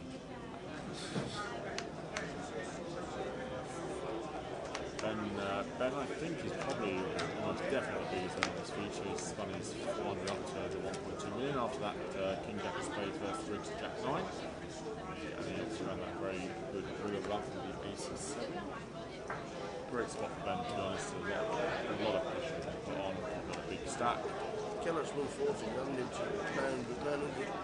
Kellett's done a lot of recoiling trade as a Kellett and spun it up. Wins everything that he touches. Very, very good tap power on Kellett. Had many results at GUKPTs, many other events. Plays online a lot as well, doesn't he? Plays a lot online. He came second or third, I believe, in the GUKPT leaderboard that Jamie O'Connor Boz won. They're also very good friends, so I know they had a very friendly Yeah, because bet. Boz was on a sweat, wasn't he, on the final day? He was, and I know him and Kellett had a little bit of needle about that on WhatsApp, so Boz did very well there, and Boz did I'm assuming he'll be in Edinburgh, sorry. I'm assuming Boz will be in Edinburgh. He won the 12.5K Grosvenor package last year. Event. And he's also won $150,000 online last week, which is definitely What do you think online? Boz won the 530 Bounty Builder, the 109 Cool Down, and another 109. Jamie O'Connor. Jamie O'Connor's won everything on PokerStars in the last 2 weeks. He is an extremely good online player. Had a quiet year or so, but the last 2 weeks he has beasted it up online. and he's been here drinking this afternoon. He's very modest, such a nice guy, very modest, but he's still lying in there, winning all the money, so much deserved. There's 530 pounds to order and 109 Sunday walk, I think it was. Numbers we can just dream of in the booth here. Yeah.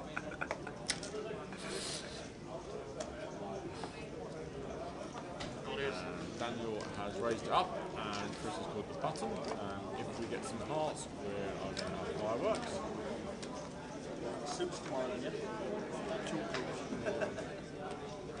Alan's calling in the anti-set. We have a King 8-7. Interesting part of Daniel leads this flop. Imagine Fozzie will probably bet this. He's got some 27. Chris may decide to float, although he's a tiny bit on the shallow side. What we've seen from Chris, I think Chris is just going to let this go. I don't think Chris is going to be floated.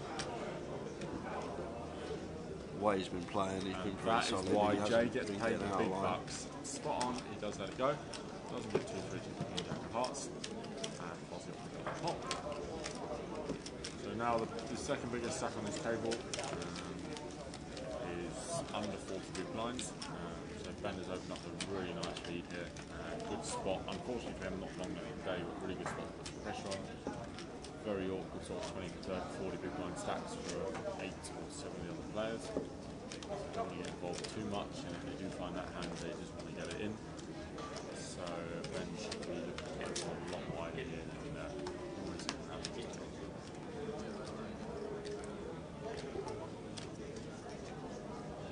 Do you play much online now, Will? Very rarely. I will be playing the Grosvenor 110 tomorrow. Yep, everyone knows about that. I do play the satellites on Grosvenor. Really haven't been playing satellites online. Grosvenor promos are not a huge. I do work, I also work now today. I'll flutter on Grosvenor for old time's sake. Try and win myself a seat. Satellites are very good. Too busy making day 2, Jay, with 13 my 11 big blind being playing online. Here we go, Ben's opened up the King Jack off under the gun. He's allowed to do the 124 blinds with the King Jack. In such a good situation here, Ben. Yeah, I mean, he can open so wide here. He can also almost open without looking. He's going to very unlikely to get the 3-bet light here because people are going to be peeling as Hey guys, we're playing last 30, 35 weeks of 3-bet or do his 3-bet to call it off. Very unlikely to do all his 3-bet these spots. So, I mean, Ben should be open very wide. Great spot. Played very well, made some very good hands. And he's now put himself in a great position to have a really, really good run this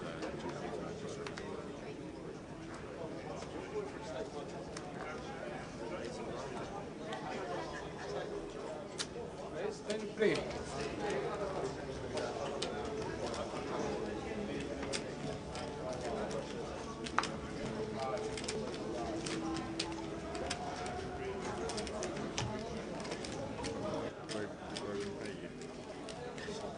What's the say? Daniel with pocket 9s under the gun makes it 23k. I do not get paid by Grosvenor to promote the site or talk. I'm just a huge fan of the site and the tournament myself. I just think it's such great value, especially the leaderboard. So there is no money, possibly a Budweiser, but nothing more than a Budweiser. Please drink responsibly. That'd have to be off G. He's got all the money. Yeah, so Fozzie opens under the gun with the 2 9s. Mix in the tank here, 21 bigs actually. There's Jack and something along those lines in the tank. And box 3 is broken, so we'll just pretend there's Jack. Great, 2 8s. Craig's going to appeal here in the cut-off. Yeah. Ringy's going to get out of the way. Robert. The spot again into Ben's big blind. Ben's quite an interesting spot for Ben if he was. He probably will just peel, but it's a great spot. If you 3-bet here, I mean, this will have Ben and Daniel and Craig. Really tough spot. He could go from himself to Ruben's. And we go 3 to a flop. We would like a nice middling to high flop, please. Little 8, 9, 10. Little 8, 9, 10, please, Dimitri. And we get a queen 6, 6. Of course, Ben just flops them both to 2 outs. That's what Ben does. He leads the flop, seems like a fairly safe flop. No queen, he must be winning. He could peel one off it. Fold, fold. Ben will turn.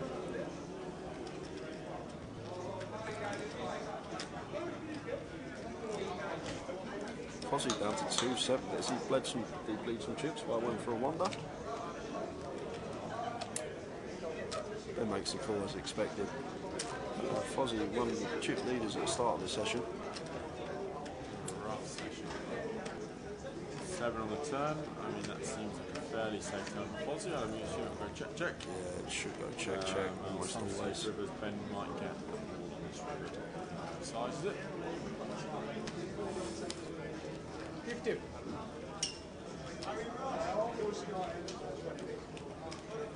So what this is from Fozzie, this is basically just to get a free showdown with the pocket nines. He's bet just under just over a third pot, 50 into 146, and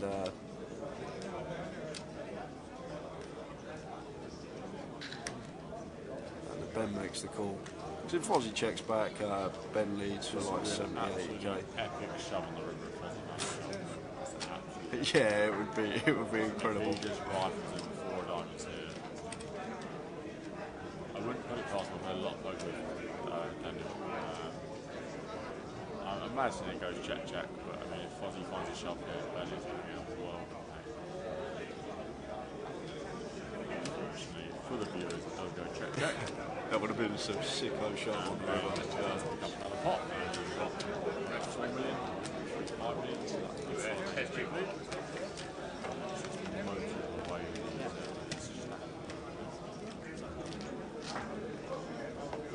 that's good. Last 3 hands. We like last 3 hands. We like last 3. Also known as going to the bar in 10 minutes. That's what the last 3 hands means. Us, not the players, they have responsibilities and duties to oblige the tomorrow. Obviously the earliest start means you gentlemen can have an extra hour at the bar this evening, socialising with the rest of the Grosvenor crew.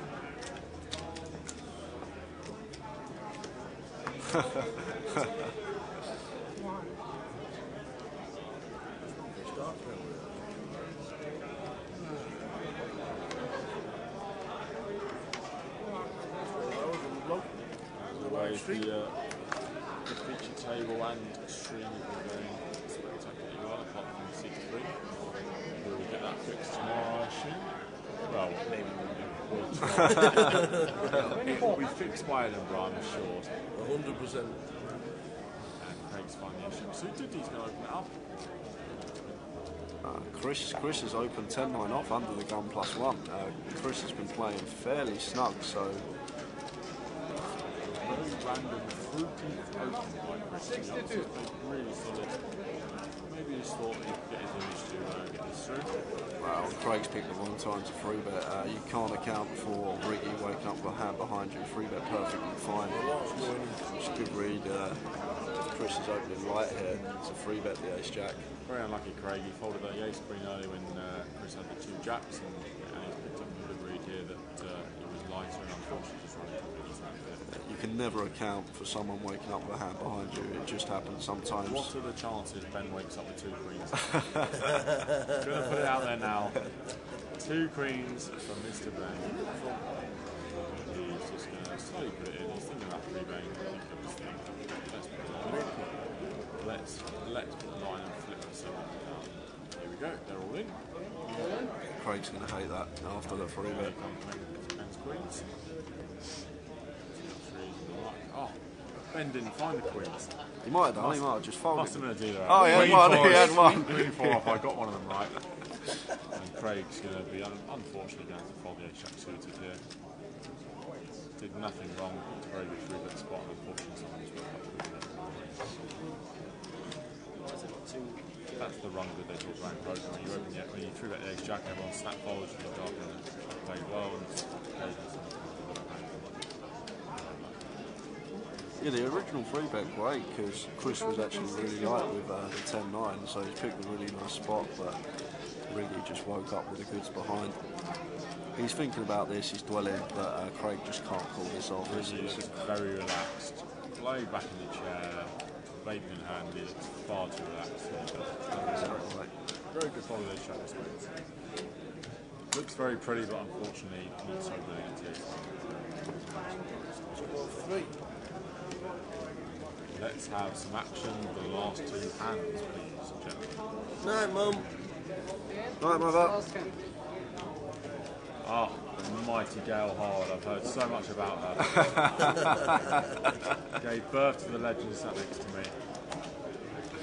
He's decided 12:15. That's enough for her. Back to day 3 tomorrow. She gave birth all right. I was £13. That sounds the same as my bank account. All big lines. All big. Yeah. Last time I come in this pool. So, last 2 hands before the players will be bagging up. The chip counts will be up on the blog GUKPT.com. I'm sure I just had the dealer say last hand. Dimitri counted properly. Ben will be opening without Definitely 2 or 3. hearts, that's definitely openable. Ben didn't open. Followed by the Fozzie. Briggs had enough, he's ready to bag them up.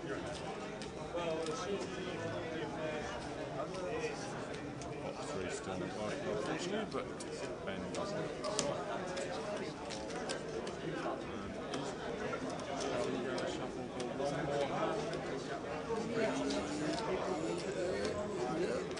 Right, guys.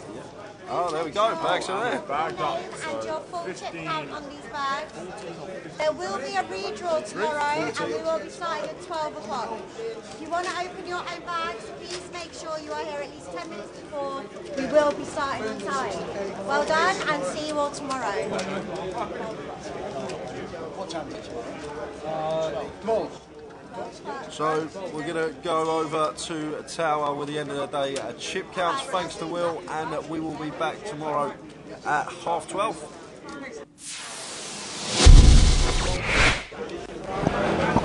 Record breakers. Manchester yet again delivers 380 finish with, because 10 people this morning decided we want a little bit of a punt.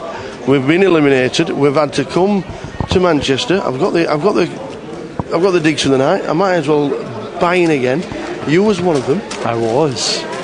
I know. What's the thinking behind it? The thinking behind it was that I ended up sitting in the hotel lobby having a couple of beers after we played last night. Yep.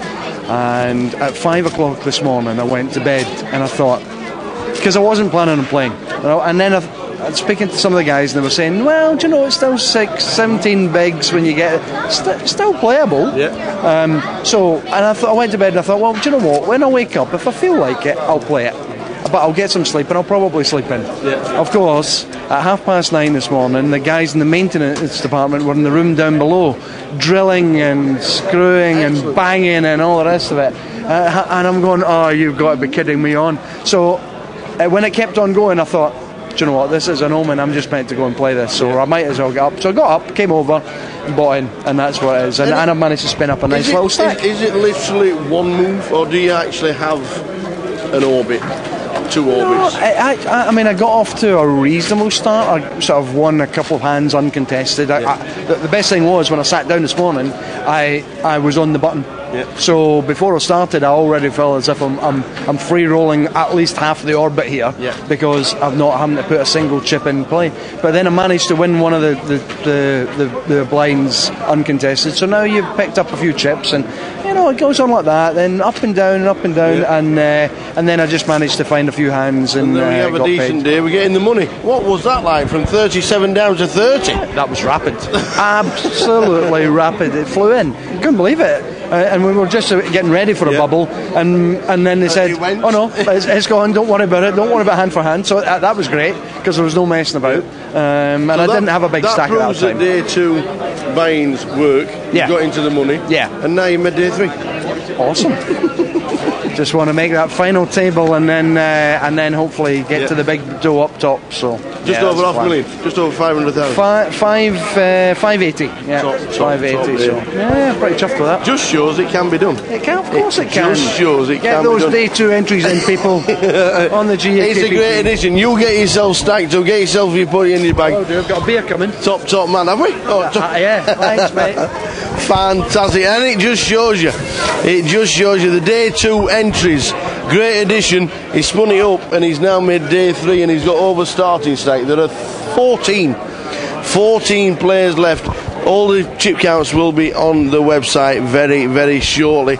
The guys just directly behind us are just finishing off their final hand. We think Ben Marageds is chip leader, but it just shows the new addition for the GUKPT, spinning it up from the initial buying on day 2 because you're already in Manchester. He's spun it up from 20,000. He's got over $500,000. Well done to Fraser. Well done to everybody for making day 3 as well. It's going to be an interesting day tomorrow, let me tell you. Rich Kellett has spun his 4 big blinds up that he had about 20 minutes before the bubble to 733,000. Join us tomorrow. It is going to be a very interesting day. We're going to crown a champion here in Manchester. Will it be one of the guys that bought in today too? Find out tomorrow. Ta-ta.